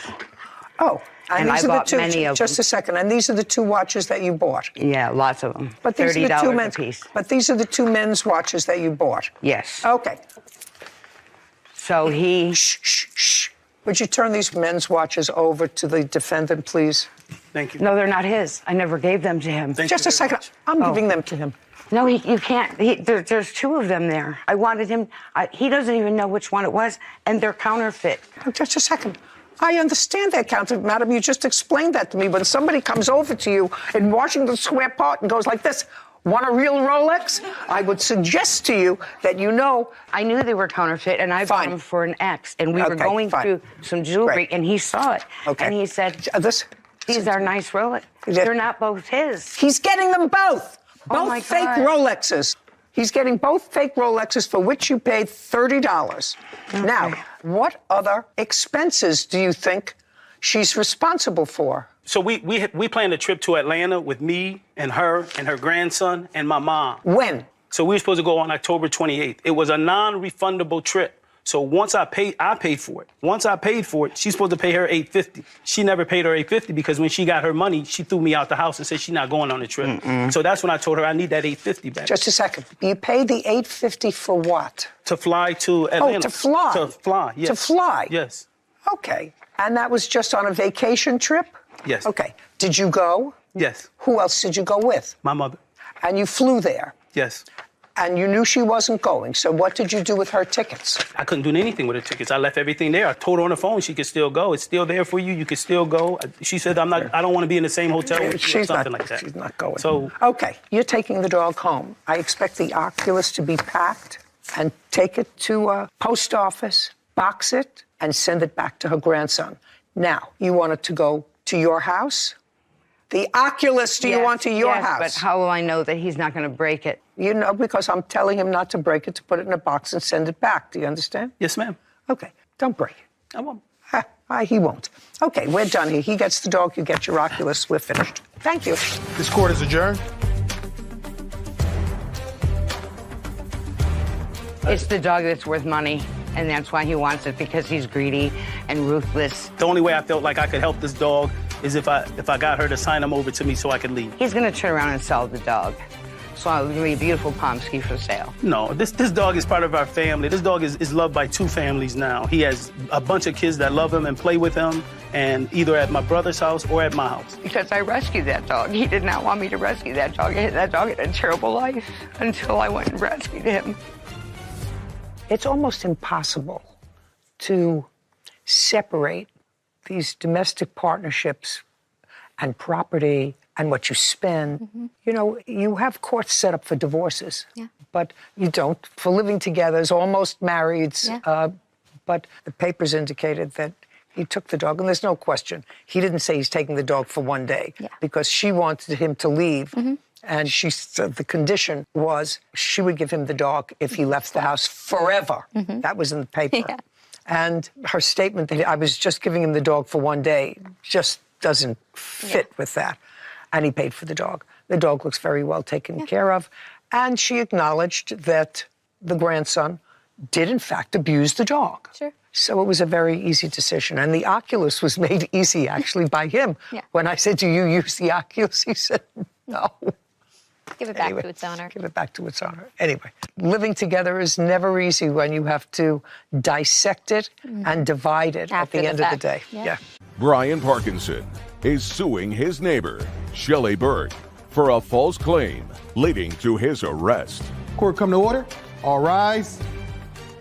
Be seated, please. Hello, Judge. Why are you, Kevin? Case 2201, Parkinson versus Burke. Thank you. You're welcome. Mr. Parkinson, you are suing the defendant, alleging that she caused you to be falsely arrested. That is correct. The defendant has a counterclaim. Her counterclaim is based upon the same incident for which you were arrested. She's claiming that you placed both herself and her passenger in her car in fear because you displayed erratic behavior and threatened them with a gun. And I gather that you two live in a gated community. Is that correct? Yes, where is that? Arkansas. How long have you lived there? 8 years. And you? 26 years. This incident occurred on what date, sir? June 7th. Of last year? Yes. You were driving what kind of car, Mr. Parkinson? A gray Toyota Tundra. Sir, I think I know what that looks like. Could you bring that up for me so that I can see a Toyota Tundra? Yes. That doesn't sound like a little car. That sounds like a big car. It's a truck.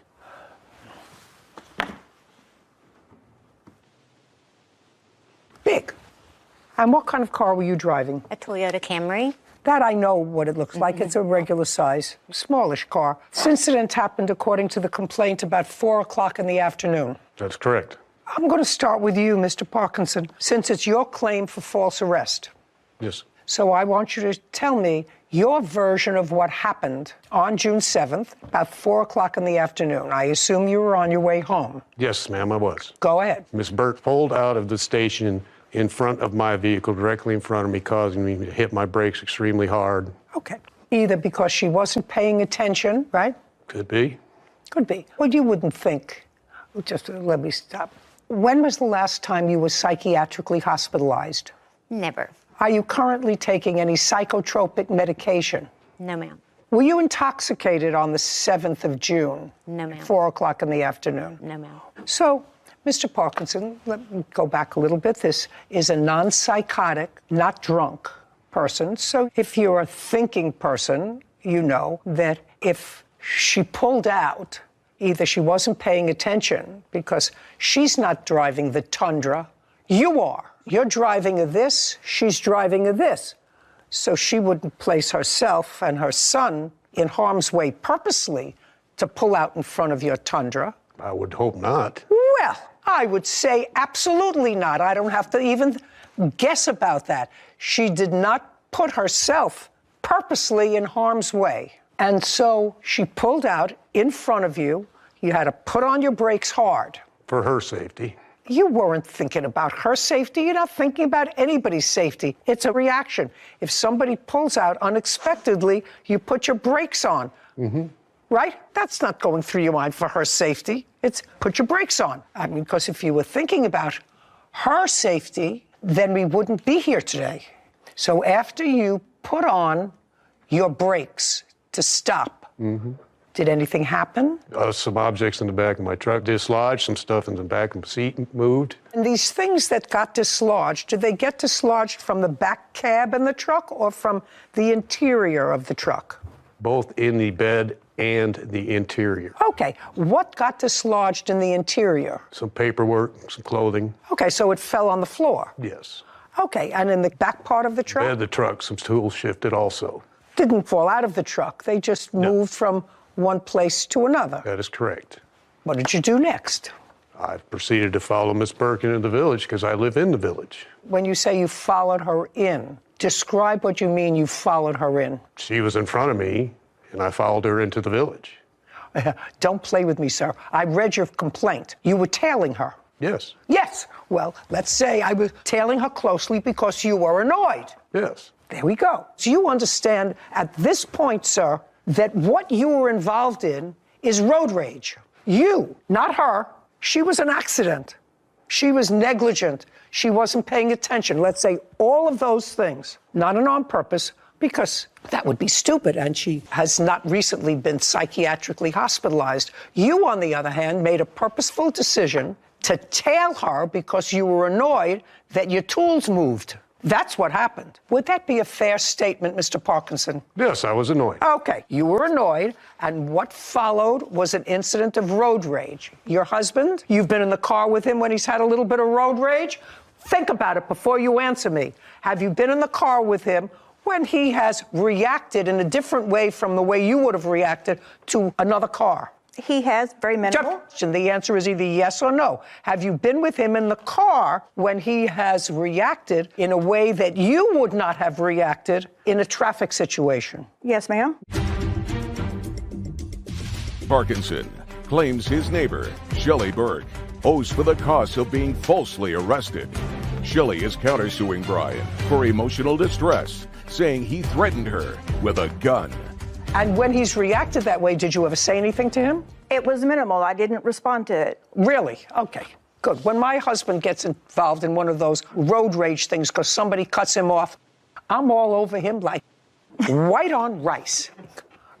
Are you crazy, putting me in jeopardy because you got a bad temper? That's what I say to my husband. She can attest to that. Me, I once said it to a police officer who pulled him over. Give him a ticket. Give him 2 tickets. Maybe he'll stop. Right? True. So now you're involved in a road rage hissy fit and you're tailgating her. How many blocks did you tail her? Or how many miles did you tail her? Don't look as if you don't understand my question. No. Okay, good. 3/4 of a mile, if that. Okay, well, that's a pretty long way, 3/4 of a mile. So you were tailing her for 3/4 of a mile. And at some point, did she make a turn with her car to avoid you tailing her? Yes. A 90-degree turn? Yes. So tell me, now you're following her for 3/4 of a mile, and she makes this turn. Yes. Now, when she made that sharp turn, did you follow her? Nope. No. No. No. I know you didn't follow her because she made that turn to get away from you. Do you understand? I've been on this earth a very long time. You, Mr. Parkinson, are an ordinary guy with a bad temper. So I've played this scene in my head, both from personal experience and from watching other jerks like you, in my head 100 times. So when she made this turn, she made the turn to get away from you, and you said, well, I accomplished my mission. I jarred her a little bit. That's if I believe your story, all of it. And you went home. Now, I'm to the point where she makes the turn and you went home. So far, correct? That is correct. Does that look familiar to you, Mr. Parkinson? Yes, it does. Okay, so I would like you to walk over there, show me where the gas station is, and show me where you started to follow her. I'll be more than happy to. Of course, it says Shell right here. That's where the incident began. Right. She pulled out immediately in front of me, causing me to hit my brakes. Just a second. So she caused you to hit your brakes? Yes. That And I know. then she turned right. I followed her into the village. Everybody gets close. No. Just show me. I followed her into the village and Right show me here. where you proceeded. Then we drove down, and she turned, I believe, here or here. Turned how? To the right. Okay. And you proceeded to your house? Yes. Okay. Now you can step back. So she turned off to get away from the maniac who was tailgating her because she had made a mistake in pulling out in front of him at a gas station. You go home, and what do you do when you get home? I backed my truck in. And then what did you do? I got out of my truck to move the tools and stuff that had shifted to the front of the bed, to the back of the bed, where I can get to them better for work, because I had to slam on the brakes twice. Mr. Parkinson, do you know what doesn't make sense to me? Your husband isn't a stupid man, is he? No, ma'am. No. Now, I don't drive a truck, but I know when I go to the store and buy 2 gallons of chicken soup with matzo balls, and I go to put them in the car, I say to myself, Judy, it's possible that you're going to have to stop short, that a light's going to turn red. So I put the chicken soup in between the front seat and the back seat of the car, and I move the seat so it's stable, so that if my car stops A little short, because even if it stops a little short, my chicken soup would be on the floor of the car. So I make sure that it doesn't move. It just doesn't make sense to me why you wouldn't secure this toolbox any better. If you stop short, those tools are naturally going to move, right? The weight of the tools is actually going to move. Okay, so I just am putting this whole thing in my head. Do you need a permit to buy a gun in Arkansas? You do not have to have a permit to carry in Arkansas. It is an But you open have to make carry an state. application. You have to apply to buy a handgun or long rifle. Have you ever done that? Yes, I have, multiple times. Just a second. So the answer is yes. Yes. What have you applied to buy? Numerous guns. Which you still have. Yes. I assume that you keep those guns within the proximity of your home. They are all kept in the house, Your Honor. The next thing, according to you, the police show up at your door. That is correct. And they have a conversation with you about a report. Yes, they that did. someone has, in your area, has complained that there were shots fired by you out of your truck during this road rage incident. That's what the statement says. That's what the statement says. And I assume that the police searched the truck. The police searched me. Did they search the truck? I gave the police the authority to search my truck willingly. They searched the truck. I told them they could. Mr. Parkinson, I know that you think that I'm stupid. I know that you must think that I'm stupid. Did you give the police permission to search your house? The answer is yes or no. No. Of course not. Because in your house, they would have found multiple guns. Correct. In your house, just that's a yes or a no. In your house, they would have found multiple guns. Yes. You keep multiple guns in your house, but don't carry one around for protection in your truck. When did they arrest you? I was arrested on August 2nd. Okay. And? I was told to call the village police department. I promptly called them, and they told me I had a warrant for my arrest. And? I was very shocked. And? And I was charged with felony assault, and I had to pay $1,080 to bond and fees to get out of jail. And? I was released from jail. And then on the 17th, is that correct? 19th. The 19th of August, I had a court date. And? It was nolle prost, due to the request of the village police department for lack of evidence. Okay. And? So I'm out that amount of money for bond for a false arrest because a false statement and half a day. Okay, we're going to find out if it's a false statement. So far, I'm not thinking it's a false statement. I have to let that sink into you, Mr. Parkinson. So far, I'm not thinking it's a false statement. I'm going to hear the defendant. I know one thing for certain. You were involved in a road rage incident and you were the perpetrator. Whether or not you flashed a gun, she's going to tell me. We certainly know that you have guns, according to you, multiple guns, in your house. I suppose you have a couple for you and a couple for your wife. Who else lives in your house with you? Just two of us. Just the two of you. How many guns does he have in the house? Is accusing his neighbor, Shelley Burke, of lying to the police and getting him falsely arrested. Shelley claims Brian was shooting his gun while following her home. How many guns does he have in the house? We have 2 long guns that he used for hunting, and we each have a handgun. And you each have a handgun? Yes. Good. They are in travel cases that are locked. You want to know something? I don't believe that. But we have grandchildren that come over. When there are grandchildren, you may lock them. Okay, now we're going to you, Miss Burke. Did you see him when you cut him off? I did not. Let's start out with the fact that you were exiting the gas station. Mm-hmm. You didn't see him. You weren't paying attention. You didn't look that way. Whatever it was, you cut him off. So let's start from there. You got it. This gray truck comes up behind me, swerving and revving his motor and all that. Got as close as he possibly could. Why don't you show me I over will there? do that. Okay.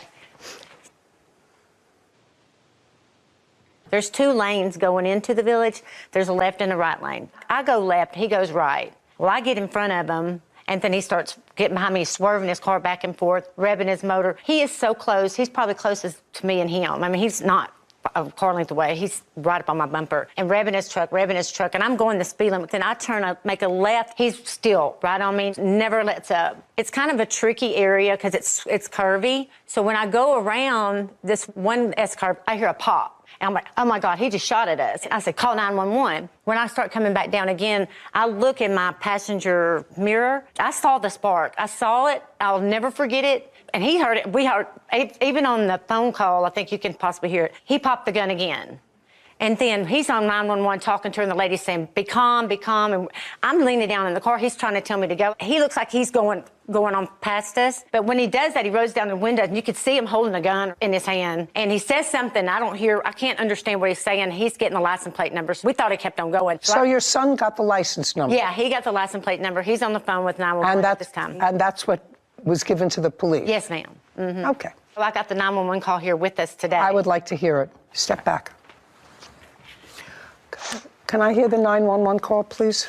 Go, go, go, go! 911, what's your emergency? Somebody was shooting at us. What?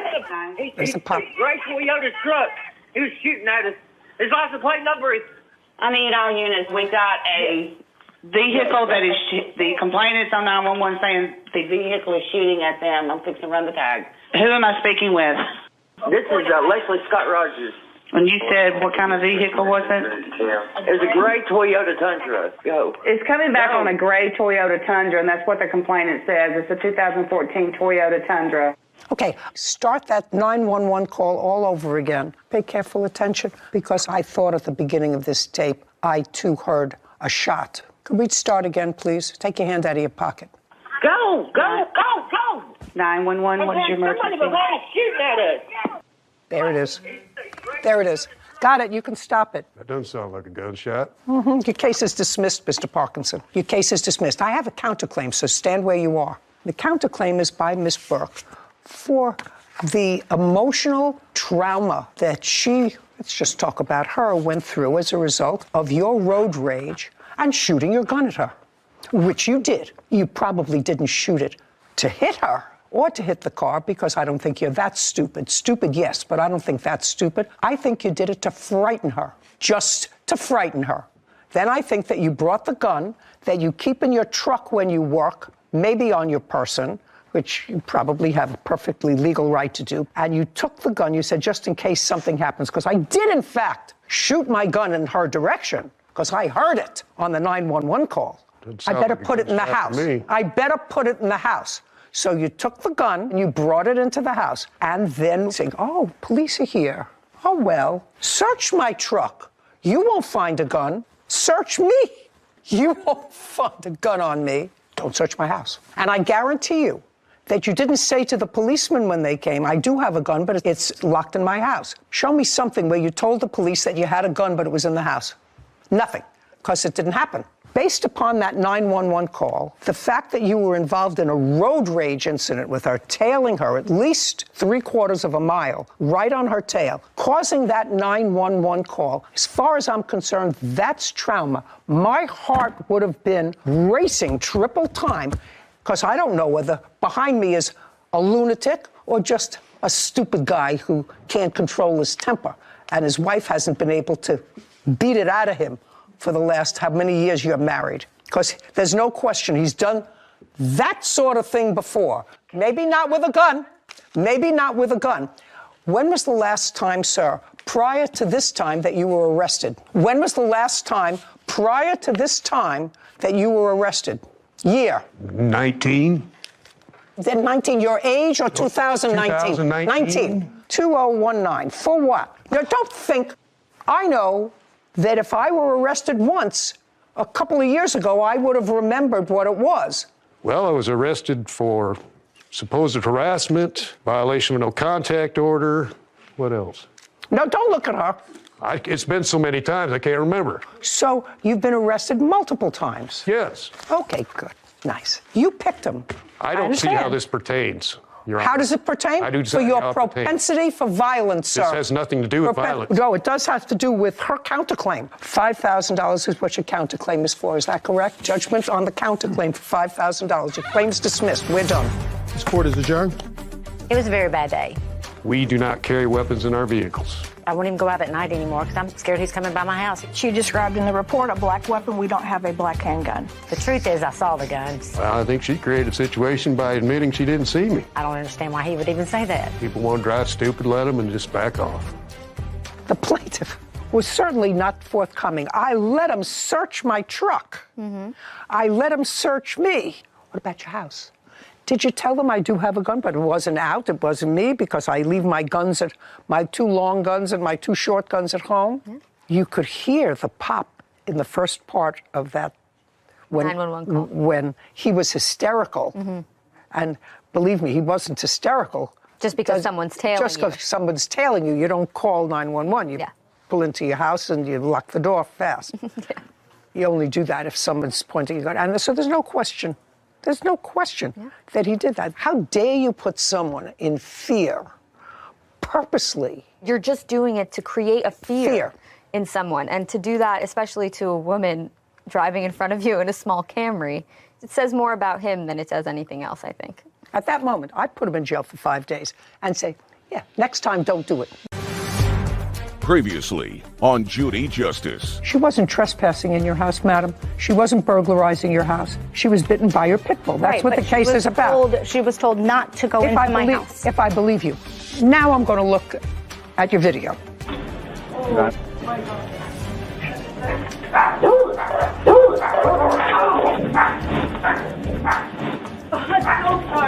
She even said it was her fault. It wasn't her fault. It was your fault. You had the dangerous animal. How is it my fault? I told her not to go in my house. Don't ask me any questions, madam. And now, the conclusion.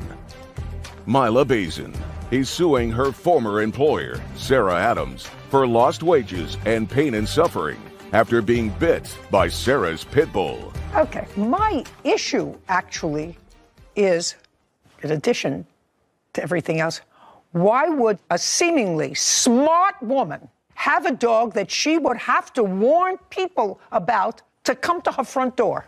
Why? I say to myself, why? I don't understand that. And when I was preparing for this case today, looking at the complaint and looking at the answer, I could do a little multitasking. I was reading the newspaper. This is today.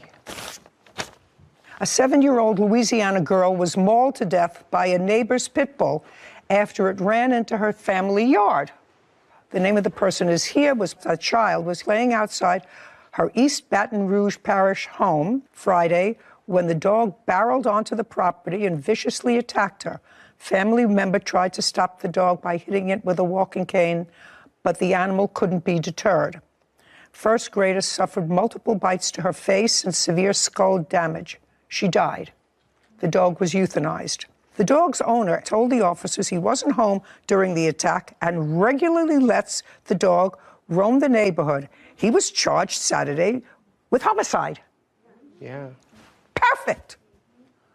Perfect. I would go right from charge to execution. Your Honor, I also have proof that another lady down the street was bitten by...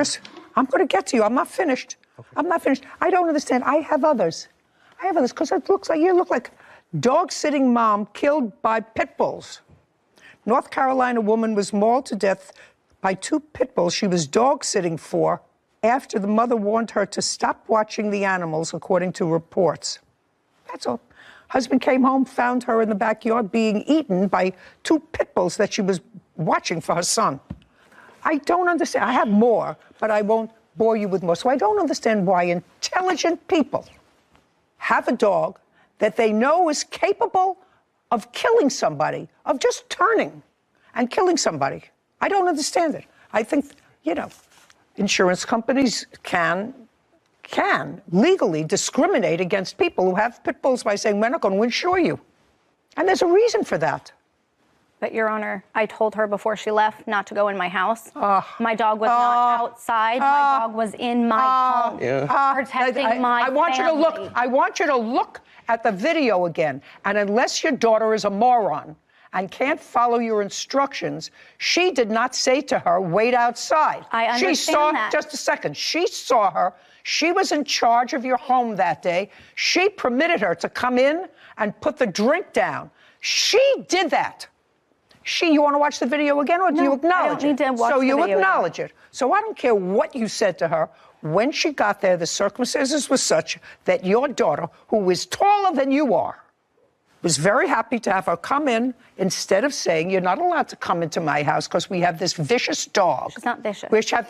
Oh, yes, a dog that bites somebody that's coming in She was with... protecting my children in my home. Just a second. I understand what you're saying, and I'm saying to you that she came in with your daughter within inches from her.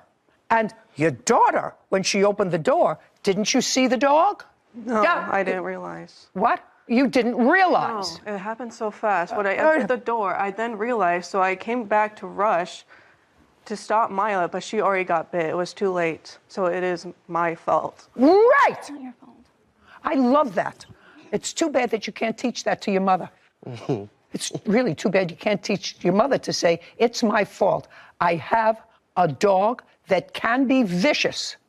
And so far, the dog has not been vicious to my children.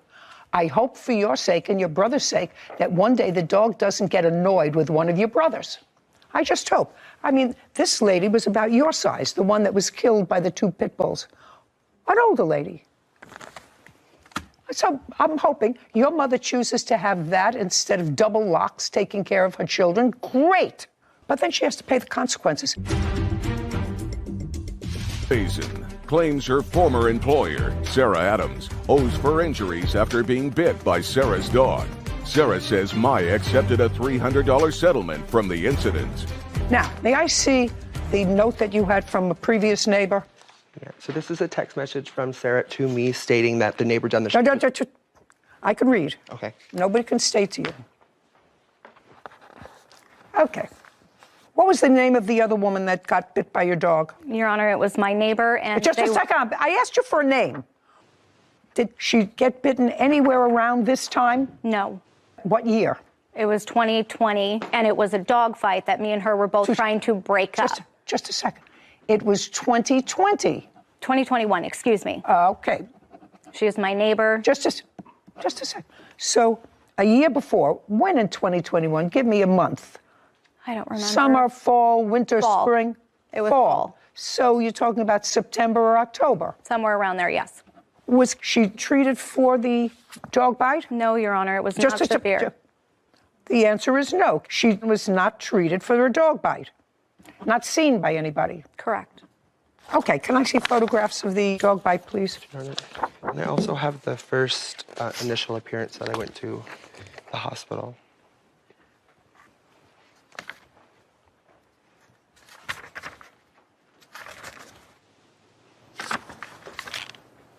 Now you can step back up. I have another question for you. Now you were there. I heard you say from inside, oh, I'm sorry, I'm so sorry. Is that right? Yes. Yeah, at least twice. Now, after this happened, what did the plaintiff do? Call me. No. After this happened, just you and your 2 younger brothers were home. What did the plaintiff do? She was sitting outside on the porch. We came and gave her some towels. Who's we? My brother. So you got some towels. I saw she asked you for some towels. Mm-hmm. And then we tried to give her some Band-Aids. Put the paper down. You're annoying me. She said, just let me come in. So I put away the dog. She said what? Just let me come in. So I put away the dog, and I put her, she was in my mom's bathroom, and we were finding Band-Aids and rinsing it off. And then, I didn't ask you a question. Now, she's in your mother's bathroom. She's trying to clean it up, and you put the dogs where? We have kennels for them, cages. And kennels? Mm-hmm. Okay. You have kennels for them that you put them in at what time of day? Or when anybody is coming over? When do you use the kennels? We use them when we leave, or about to leave, or if somebody's coming over that they haven't met. Okay. Now, you knew that the plaintiff was coming over. Your mother had told you the plaintiff was coming over. Yes. Okay. And did your mother tell you in that phone conversation, would ordinarily ask, because I know I live with people your age and a little bit older, when is McDonald's going to be here? When is it going to be here?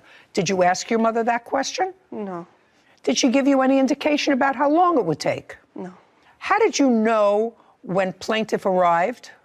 The car pulled up. So you were looking outside for the car? Yes. Great. And when were you looking outside for the car? You knew the food had arrived? Yeah. You went outside? Yes, I closed the door right behind me. Of course. You closed the door behind you. You went and got the food. There was extra food. she was clearly following you, and you clearly saw that she was following you into the house. No. Well, by the time you got to the front door, you want to see it again? You turned around, you saw that she was there, behind you. That's when I went in the house. That's No. Right before. Right before. Play it again, Sam. She's now out of the car. You're calling your brothers. Turn around, you look at her and smile, say nothing. She walks in, so you say nothing to her.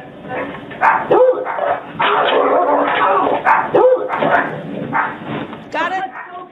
Don't come in here. Don't come in, just leave it outside. You're both smiling. Smiling. You want to see it again? No, you were both smiling when you walked in. Play it again, Sam.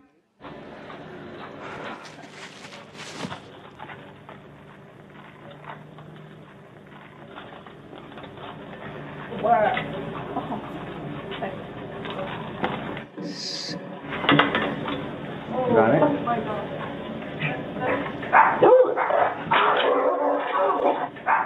Okay, thank you.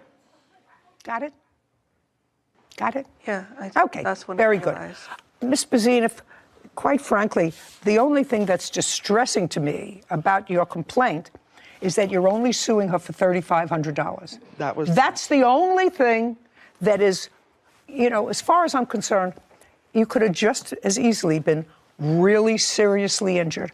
And to me, people who will keep an aggressive dog, that's an aggressive dog, at home for whatever reason, especially a breed that has been determined to be a potentially dangerous breed of animal, deserves any consequences. This guy, this 20-year-old idiot, is going to jail. If I was sentencing him, he would go to jail for a very long time as an example. Maybe you have to set examples for people who allow innocent people to get killed because they like a particular breed of dog. I mean, I have to tell you, I'm old. I'm very old. I'm probably the oldest person that you know.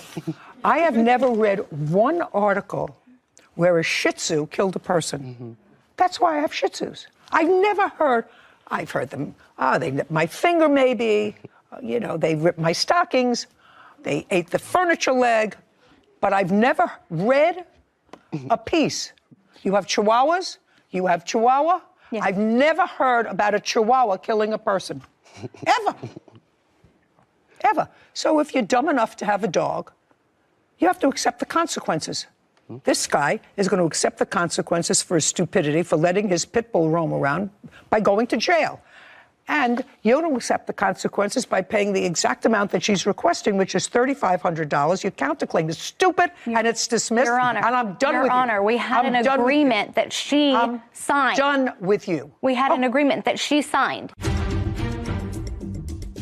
Sarah Adams is accusing her former employee, Mila Bazin, of harassment after her dog bit Mila.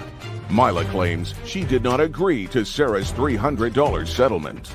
We had an agreement that she signed. She signed the agreement for $300, and we were done. Okay, I'd like to see that. Please. If she, on top of that, the next day she came back into my house to meet the dog that bit her. I don't care. What do I care about that? Why would you bring the bit? She picked at it. I have all this evidence that she picked at it, and that's what it turned into because she didn't take care of it. I have to tell you, I don't care whether she took care of it or whether it got infected. If I got bitten by somebody's vicious dog, I don't care whether it got infected or not. That's a traumatic event. The only reason why I was suing. But just a second. But if you signed a release to her, She did. That's a different story. No, I didn't. She signed that paper. Don't.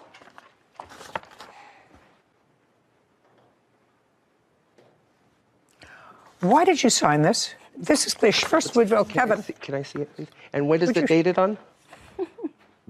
Well, it says this agreement settles a dog bite that happened on 7/18. This was signed in October, November. If you shout out again. Because I was missing all my money. I was not getting paid. I needed something from her. What do you mean? I don't understand what you mean you weren't getting. Here. Is there a date on this? And I do have other things that she signed if you need to verify the signature. I was very high on narcotics and coming under the influence of coming out of the hospital. I do not remember signing this. And if it was for her to make me feel better because of what happened. I'm sorry, Miss Bazin, that's not going to fly with me. Well, that's not going to fly with me. If you accepted the $300, no, I didn't. Pay careful attention to what I'm saying before you answer.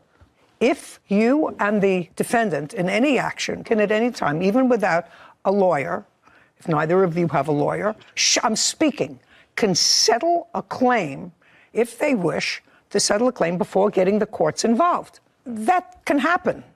And that should happen in many instances. I'm not quite sure this one, but it certainly should happen more often than not.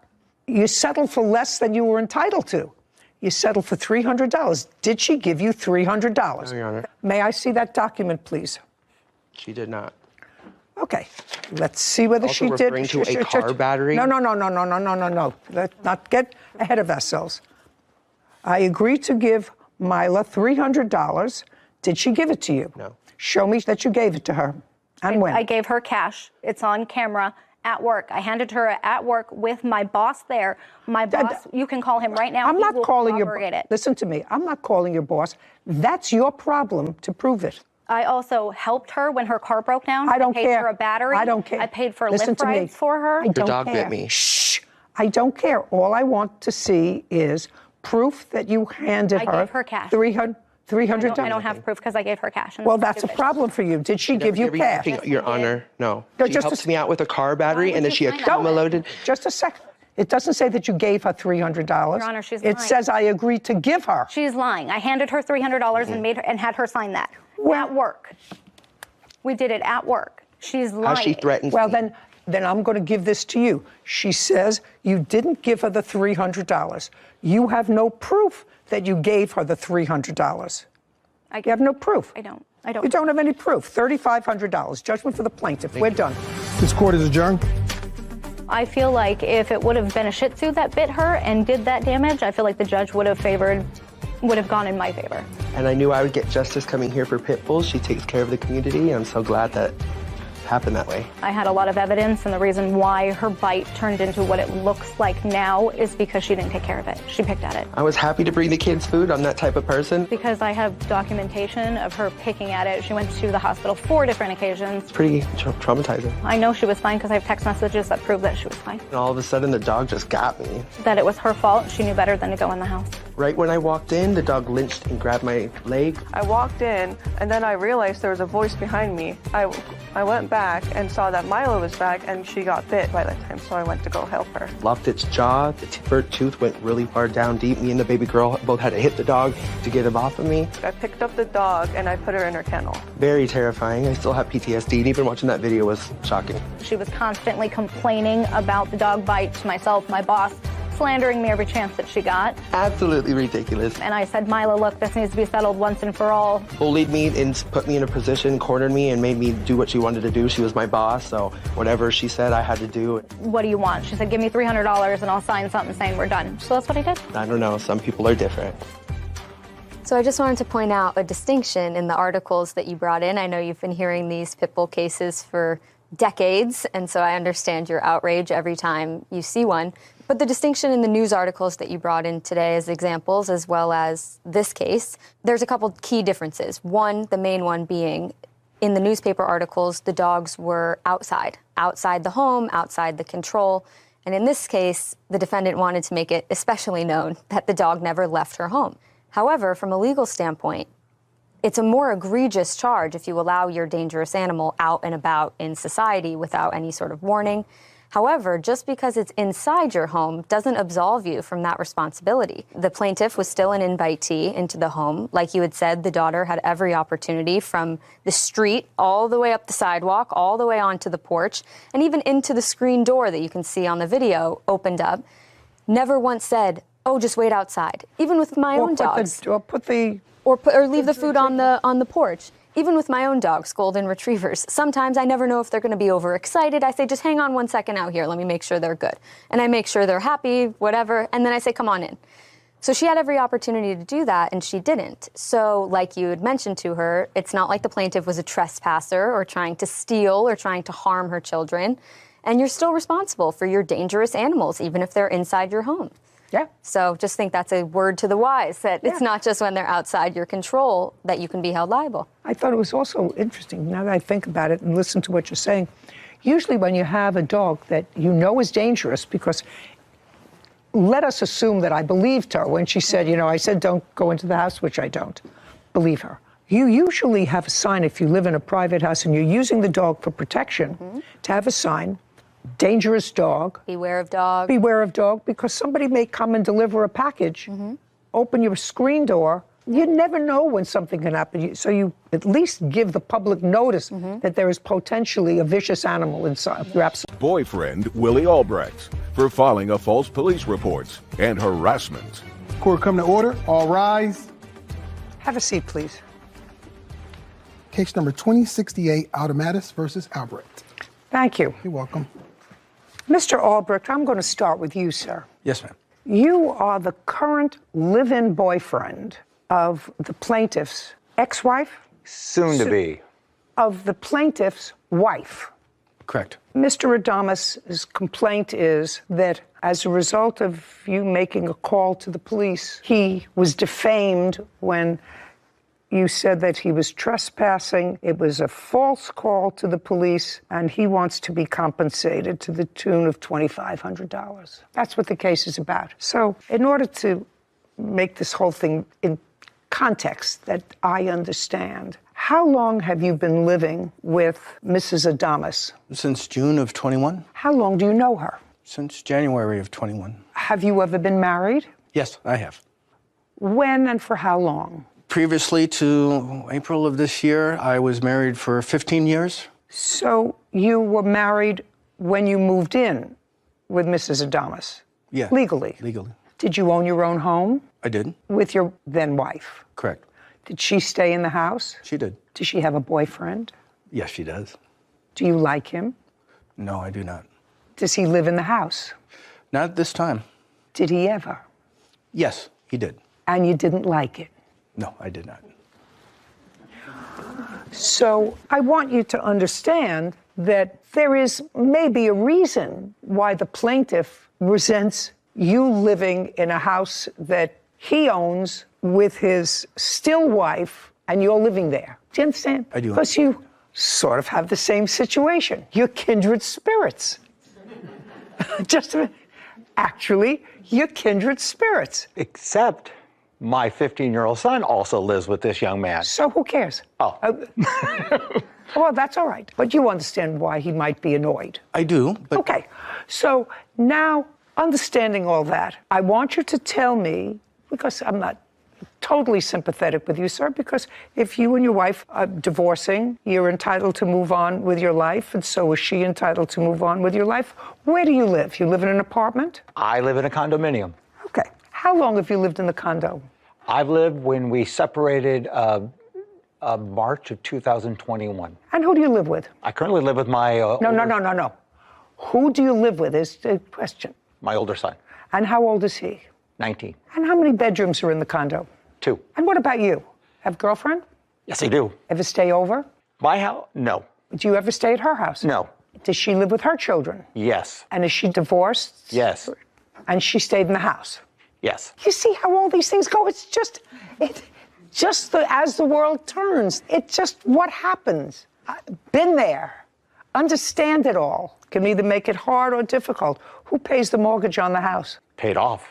Okay. So you have one teenage child, your wife has the other. Yes. And how close is the judgment to divorce to being finalized? Not close. Not close. Is that for financial reasons or custody reasons? Financial. Had to do with the house? Yes. Okay. How much is the house? I'm just fleshing this out. Speculating. Only because I'm a little bit of a yenta. Behind this purple robe is a little bit of a... You know, with the housing market, being a CPA, it's hard to say, you have to do, but I would say somewhere... Why don't you give Sarah the address of the house, and we'll tell you what this estimate is. California. While she's looking that up, tell me when you and your wife purchased it. 2006, August of 2006. And during the course of the marriage, were you employed all the time? 100%. And what about your wife? 100%. So you were both employed and both contributed to the house. Fair statement? Yes. Great. Okay. It's 4 bedrooms, 2.5 baths. The estimate is $552,000. And just for my own curiosity, what's the rub about the house? The rub Come about on, come on, it's simple. The It's rub about the simple. house is she's now went in and spent an ungodly amount of money on fixer-upper after I moved out and went into massive amount of debt. The house was fully paid off, and she's now in massive debt. She's put in fixer-upper. No, don't look at her. Okay, that's look what at me. Okay, so she's fixed up the house after you moved out. Correct. And? It's not a problem. Just a second. So what's the problem? There is no problem with the house, meaning that we're still debating who's actually going to end up with the house. We haven't decided. Well, whoever wants to be in the house buys the other one out. Exactly. For $260,000. Correct. Okay? It would seem to me that would be easy. I think so. Okay. Now that I've satisfied the yenta in me, I'm getting back to the case. All right. You called the police. This incident, according to what I read, Mr. Adamus, happened on November 5th? Correct. You went to the house to pick up your son? Correct. Okay. Was that a meeting that had been arranged before? I have visitation every 2 weeks. Every 2 weeks when? Every other weekend. Well, so was this a weekend? Yes, that was one where I was going to go pick him up. Okay. Had you spoken to him? Yes. And so he was expecting you to come at a certain time? Absolutely. What time? Approximately there, we'd arranged about 7:15, that 7:15, 7:30 that night. Okay. And you had visitation fixed by the court, and you had been enjoying that with your son for a period of time? Correct. Okay. What happened when you got there at 7:15? Well, on that particular visit, my wife had taken his key to the house, and I had... No. I told you, don't look at her. Oh, okay. Sorry. Okay. I'm getting sympathetic with her. I just want you to know that. Okay. 7:15, you went to pick up your son, and you were annoyed because your wife had taken your son's key away from him. Correct. And you thought your son should have his key because he was 15. Yes. And? So at that particular time, I don't look down. Okay, look at me. I went into the house. I'd never been in that house since I moved out, and so I wanted. How did you get into the house? The door was open. Okay, the door isn't wide open. You mean it was unlocked? Unlocked. Okay, so let's not say the door was open. Okay, the door was unlocked. Correct. Door was unlocked. You don't live there anymore. You live in a condo. Correct. Okay, did you ring the bell? No. Knock at the door? Yes. Nobody there's a bell. There's a bell. There was a bell. There's a bell. Yes. Didn't ring the bell. Open the door. Now, open the door. Yes. Your house, I own half of it. I'm going to ask my wife a question. Yes. Keep going. Walked into the house. At that particular time, she is sitting there with my son. At that particular time, I asked her to get a copy of the key, and we became into an argument. She didn't want me to have a copy of the key. And I tried to explain to her, without a copy of the key, he can't get in the house. If I drop him off at odd hours, then you don't have to be home. So then she got upset. At that point, then I never met Mr. Albrecht before this time. He comes storming down the stairs. Mr. Albrecht I think Mr. Albrecht's coming to beat me up. He is storming down the stairs. I've since learned that Mr. Albrecht... Just stop. Okay. Just pay careful attention to me. So far, you're in the wrong. Okay. Let me just tell you. Okay. So far, from a legal perspective... Right. And a common sense perspective... Okay. You're in the wrong. I'll explain why in a second. So I walk into the house. We got past that. Okay. We got past that. So now you want a copy of the key, and she says no. I don't care if you want to give it to your parakeet. Okay. You're not entitled to a copy of the key. Okay. Let's start right there. Okay. And let's start with my first point is if you're going there to pick up your son for a prearranged visit, yes, you don't walk into the house. You have a 15-year-old son. A 15-year-old son has a phone. I tried to call him, yes. Oh, you tried to call him. What happened? He said he was there, he said... Be very careful what you say to me. Okay, he You was called there. your son. And I called my son, be ready to go. He said, okay, I'm ready to go. That was at about 7 o'clock. Yes, approximately. What do you mean, yes, approximately? Yeah, I was probably on my way to pick him up. And so when I come up there, I call him on the phone. Okay, he's ready to go. Yes, are you ready to go? Okay, so you walked in. Okay. You had no right to enter the house. Did not know that. Well, you had no right to enter the house. You knew that your wife changed the locks. I did not know at that time she had changed the lock because the door was open. I had not been No. Listen to me. You went there because, Mr. Adonis, you have to be a two-process thinker, sir, before you give me a lot of baloney. Wrongfully called the police while visiting his own house. Okay, if you needed a copy of the key to a house that you partially own, yes, you would have had a key to the house. Correct. You didn't need a copy to make because you would have had one. Okay. So you knew that your old key didn't open the house. Otherwise, you would have said, your mother took away your key. I'll make you another key from my copy. True. True. Of course it's true. So, so he called the police and he said you were trespassing. No, he didn't say that at all. What did he say? He said he told me I was trespassing. Then he called on the phone. And when he's on the phone with the police department, he is telling them that I am now committing domestic violence. Now, that is a very serious charge. I mean, okay, we can debate about my access to the house, but when you call the police and say that I'm committing domestic violence, which is a crime in the state of California, that's a game changer. So I want to ask you a question, Mr. Adonis. When you walked into the house, and you saw your wife and your son, I want to know, when you walked in, uninvited, True. Your first words were, I want a copy of the key. That's what you said. You said, I want a copy of the key. Would you read that back to me, please, Whitney? I'll go with that. At that particular time, I asked her to get a copy of the key, and we became into an argument. So now you're in an argument, and you're a trespasser. Your case is dismissed. Goodbye. Goodbye. Okay. This court is adjourned. Very, very shocking. She's absolutely correct, as she usually is. I had no idea this was going to blow up into World War III. Because he's all about winning. He didn't get his way. He was throwing a temper tantrum. I feel that he's just trying to do whatever he can to keep me out of the picture. He lives by his own rules. He just simply wants me out of the way so he can take over. Let the courts decide. It's always so unfortunate when people divorce. I mean, the story is this. I could have written the script without even listening to the people. But they have two teenage boys, 15, 19 years old. One's chosen to live with the father. One's chosen to live with the mother. Clearly, the son said to him, Mom took away my key. Mm-hmm. She clearly took away his key for a reason. Mm-hmm. I didn't even want to get into what the reason was, but clearly she took away the key for a reason. Otherwise, she doesn't look like an unreasonable person. Her boyfriend doesn't look like an unreasonable guy. And he was flexing his muscles. Mm-hmm. And the fight is over the house because I gather that's the only real asset they have. Yeah. Anyway, unfortunate when people don't realize that they have to love their children. Carrie Cargill is suing Joseph Simonet for car damage after Joseph's 15-year-old son hit Carrie's vehicle. Court come to order. All rise. Have a seat, please. Hello, Judge. Good morning. Case 2138, Cargill versus Simonet. Thank you. You're welcome. Ms. Cargill, you and the defendant's son had an accident while you were driving your car, and Mr. Simonet's son was driving his electric scooter. It was like a skateboard, a one-wheel skateboard. Tell me your name.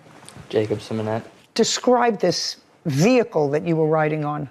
It's got 2 spaces for your feet. Has one in the back, one in the front. No, try to look at me. I'm trying to see you. Oh. Trying There's to one in the go back, like this. one in the front, and then there's a big wheel in the center. And you put your feet on either side, and then it balances, and you ride it kind of like a skateboard.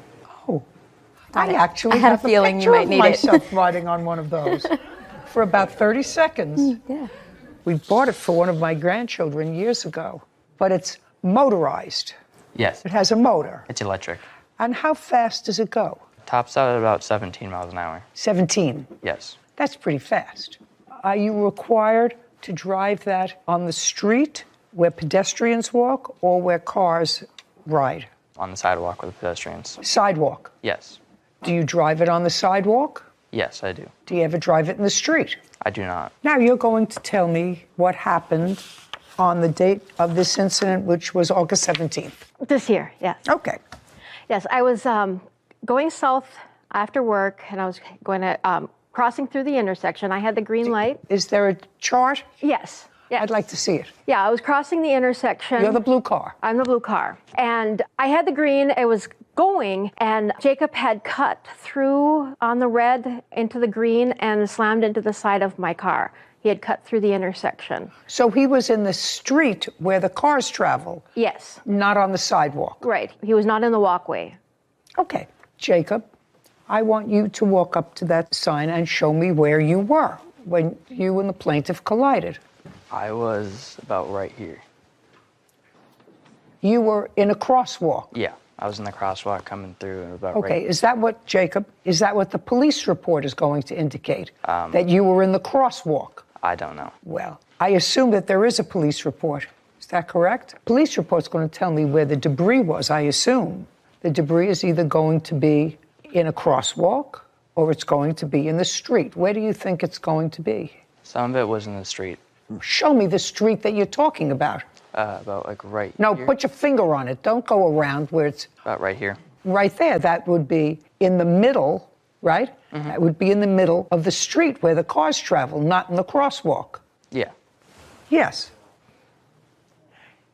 It's easy. Sure. How old is he? 15. 15. I've had a whole bunch of those who are 15. You know when they're telling a fib? How? When their mouths are moving. He's a pretty good kid. Yeah, all of my kids are pretty good kids. But you can always Figure tell. it out, huh? Yeah, you can usually tell. Is this your first only? Both, first and only. First and only. Oh, well, she probably had some experience with that anyway. A little bit.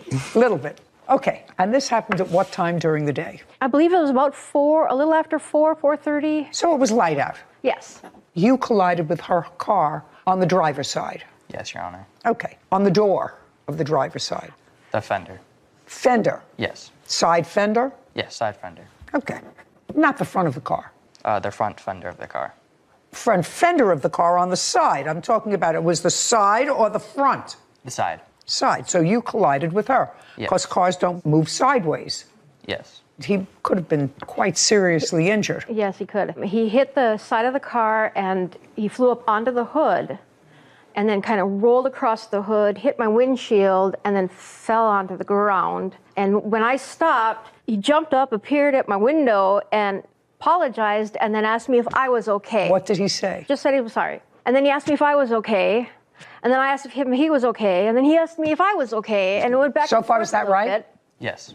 Okay. And which I was very impressed by, that he was more worried about me than anything else. I moved my car out of the road, onto the side of the road. There was an EMT that was across the street from us, and he came over and assessed him if there was any more damage. He got some road rash and things like that, but he was not seriously hurt, at least that we noticed at the time. Do you have the police report? I do. I'd like to see it, please, Kevin. Thank you. You're welcome. One witness said that he was right next to you and that you went past him and that the light was red. His light was red, which is why he was stopped. That's what I'm reading. He did say that his light was red when the kid initially passed in front of him. Did you get a copy of this police report? I've seen it, yes. Explain to me, would you put on this again and leave that one on because that's the version that I believe. Would you walk over there and explain to me what cut the corner was, what you were doing? It talks about cutting the corners. So I want you to understand, I believe that, based upon what I'm reading here, I believe that. Mm-hmm. So now I want you to show me how you cut the corner. So I was coming to this one, and I went through, and instead of going here and just going through the sidewalk, I just went like around here and through this crosswalk. What's cut the corner? Cut the corner here, right there.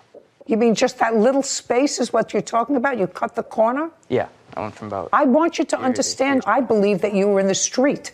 I believe you were in the street, not in a crosswalk. So let's run through that again. Would you please show me what cut the corner was? Went through here, I came here, and I cut here. So right there, I cut the corner. He is a nice boy, Mr. Simonet. Thank you. Carrie Cargill claims Joseph Simonet owes for damage after his 15-year-old son hit Carrie's car while riding an electric skateboard. Okay. The police determined that based upon the eyewitness testimony that the pedestrian, Jacob, is at fault and believed to have crossed the intersection before having the right-of-way. The vehicle had the green light. In any event, do you have photographs of your car? This happened in August, and you were called to the scene by your son, is that right? Correct.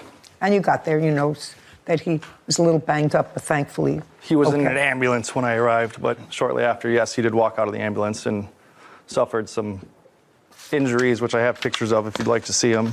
I'm sure he was banged up. He had bruises from falling off the... From being launched from the vehicle after the collision, correct. Okay. You know, he was really lucky that she wasn't going faster. Correct. Could have been much worse. We were Could have been much thankful worse. for his health and the outcome of the incident. You're right. Okay, can I see an estimate to fix your car, please? Thank you. You're welcome. What kind of a car do you have? A 2015 Equinox Chevy? You had full coverage on the car, is that right? Yes. But with a $1,000 deductible. Yes. So if you put this through to your insurance, you have a $1,000 deductible. Yes. Right? Anything else you want to tell me, Jacob? No. Do you still ride one of those things? It's broken. I didn't get a new one, no. It was destroyed in the accident. You know what my father told me when he gave me my first car? I think I was 17. He bought me the oldest, ugliest car, but it was like a tank. All my other friends were getting these nice, cute little cars, and this one was like an old person's tank Cadillac or something. You know, we're talking 50 years ago. And I said, why do I have to have this car? Everybody else has cute cars. He said, because if you get in an accident, I want you to be surrounded by 4,000 pounds of steel. That's pretty much the lesson that I've sent out there. 4,000 pounds of steel. One and only, surrounded by lots of steel. Judgment for the plaintiff in the amount of $1,000. Thank you, we're finished. This court is adjourned. Overall, I'm happy. She had some fault due to hitting a pedestrian in a crosswalk. It was surreal, like out of the movies. Your heart stops, and all you can do is look for the car keys and panic and get there as fast as you can. I am so glad that he was okay. I remember just flying through the air, and then I was on the ground and I got right up. Be very careful. Count your blessings and enjoy every moment that you have, because things could change in an instant. I know these electric scooters and skateboards are very popular, but even before this case, I tried to look up any rules, laws, regulations. There are a few for electric motorbikes and things like that, but far fewer than I would expect for a machine that can go up to 17 miles an hour when you're 15. I think that you're right. I think that since those things have become so popular, they really have to be enforced rules. And parents, and this is a very nice father and son, but I've seen kids weave in and out of cars. It always looked like an accident waiting to happen. Yeah. And this one could have ended in a real tragedy. He was lucky, and his father knew he was. Case 2124, McPherson versus Hall. All parties, please step forward. Gerald McPherson is suing his ex-girlfriend, Natasha Hall, for money she received during their relationship. Mr. McPherson. Yes. How old are you, sir? 40. What kind of work do you do? Home care aid? Independent, or do you work for a company? Home care aid agency. For an agency? Yes. How long have you been working for them? About a year now, but I've been doing home care for about 3 years. Prior to working for them the past year, and you're still working for them, is that right? Was there a period of time when you were unemployed? Not more than maybe 3 weeks, but since I know Ms. Hall... No, I don't want to know about Ms. Hall. No, I'm telling you my employments that since I've lived in her residence, I've always worked. I worked at the zoo, Census Bureau. Don't try to think ahead of me. Okay. There was a period of time in 2020, according to you, that you became homeless and were living in a shelter. Yeah, and that was in what month in 2020? In June. So if I can explain the situation. I was living in a house that a slumlord wasn't doing the repairs. So I ended up forcing his hand, him selling the property, and the new landlord and my... Could you look at me when you're talking? I'm sorry. The new landlord and my other ex, they kept the property. I moved out. I went to a shelter because I didn't want nothing to do with her or the... You're talking about her? No, man. Well, then don't keep pointing to her. I'm asking you... I'm just pointing in general. I'm not pointing at her. You actually pointed I'm sorry. to her. When you were in the shelter, were you employed? Yes, for the Census Bureau, Okay. doing the census. I was actually out in the field knocking on doors.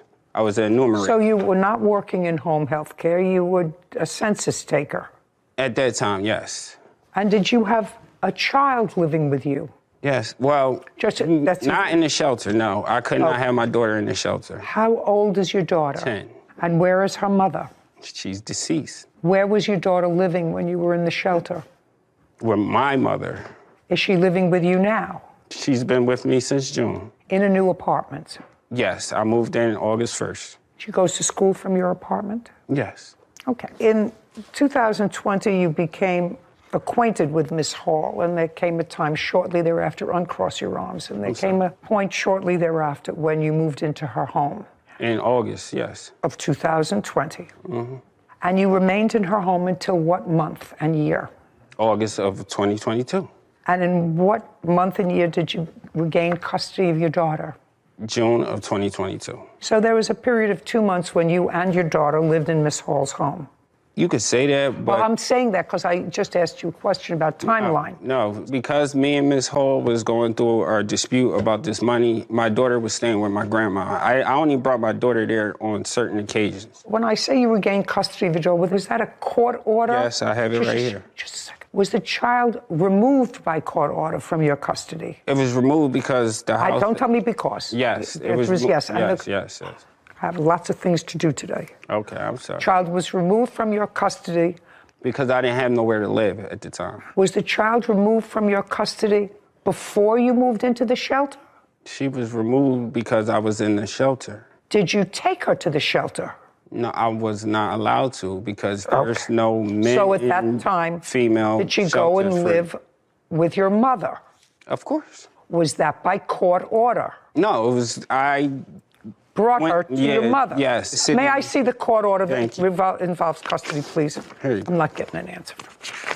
This is the court order, and this is these two forms.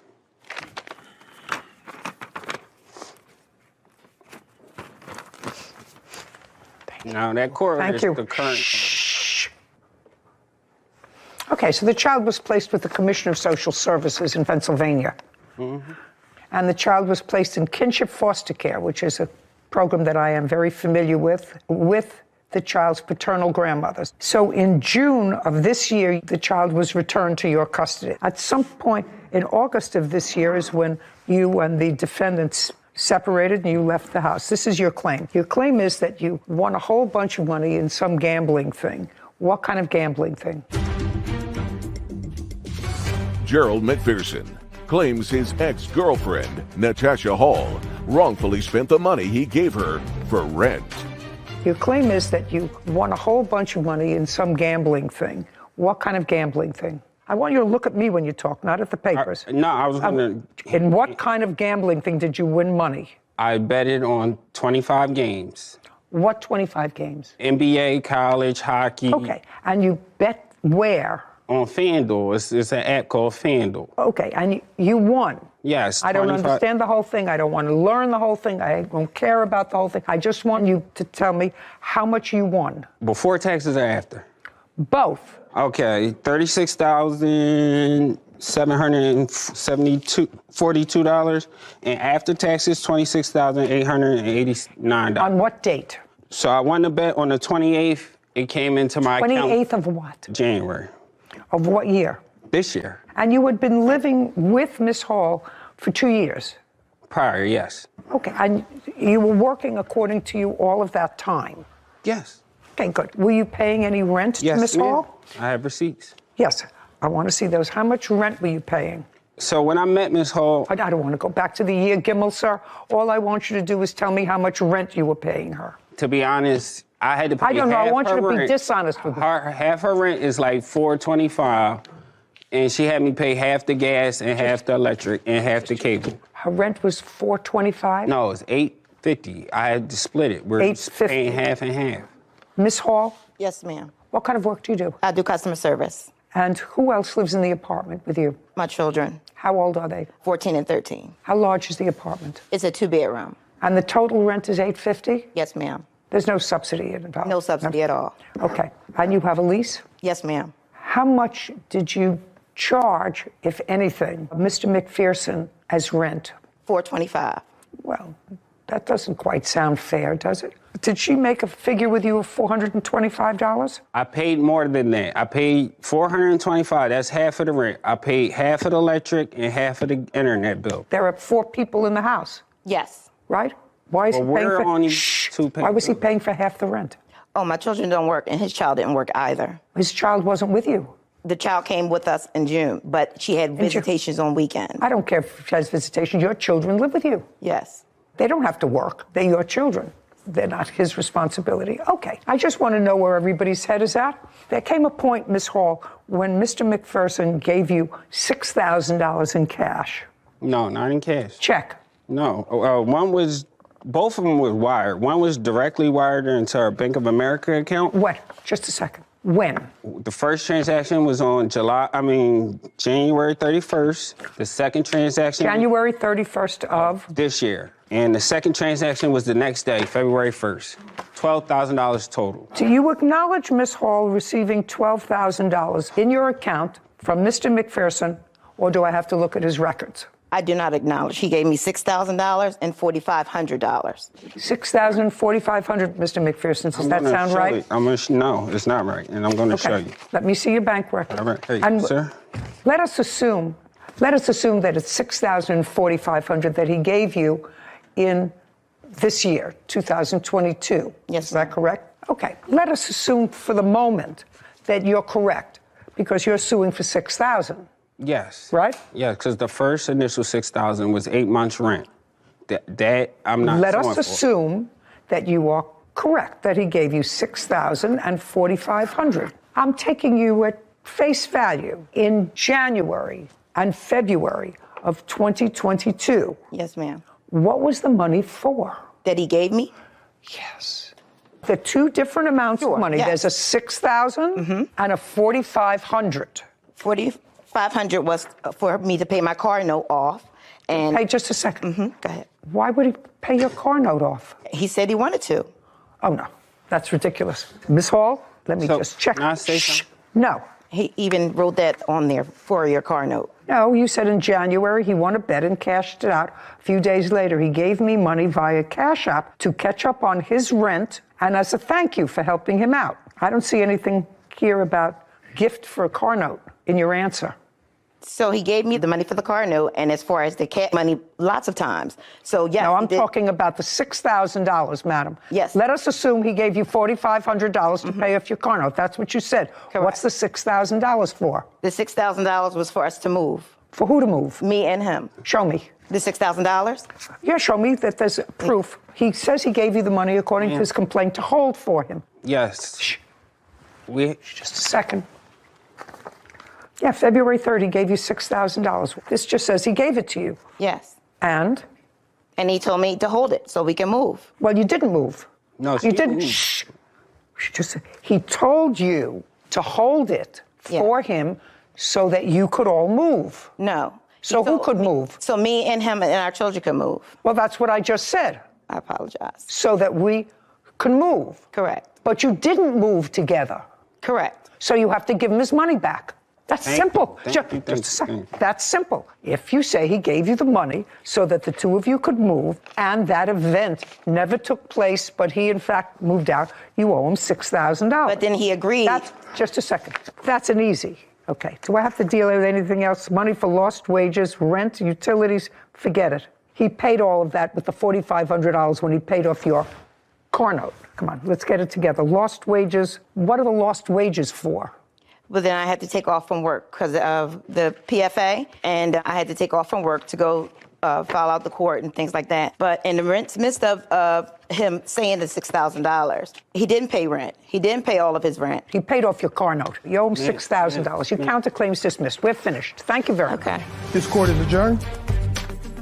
Well, I don't agree with the judge's decision. I don't think I owe him the money. That's what women do. Because he gave me a gift and he didn't pay rent. I also spent $2,000 on her in gifts. What's done is done. I'm taking a break from women for quite some time now. So So I'm glad that the plaintiff's daughter didn't have to go into the larger foster care system and was able to stay with plaintiff's mother. But I was curious that if this was a temporary slip up and he wasn't going to be permanently without housing, why wouldn't he go with his daughter to his mother's house? I was surprised you didn't ask him that question. You're right. You're right. That's a curious question. To me, it just seemed like it might have been a better situation to crash at your mom's house with your daughter. With for your a while, daughter. but I'm not sure whether I have that whole story because they continued the child in care for a period of time, at least for almost 2 years, because he didn't have custody of her while he was living with the defendant. well, one easy part of the case was that he was owed his $6,000 back. That's all we had to deal with. Yeah, that was easy. Once she got her hands on that $6,000, and he was no longer in the picture.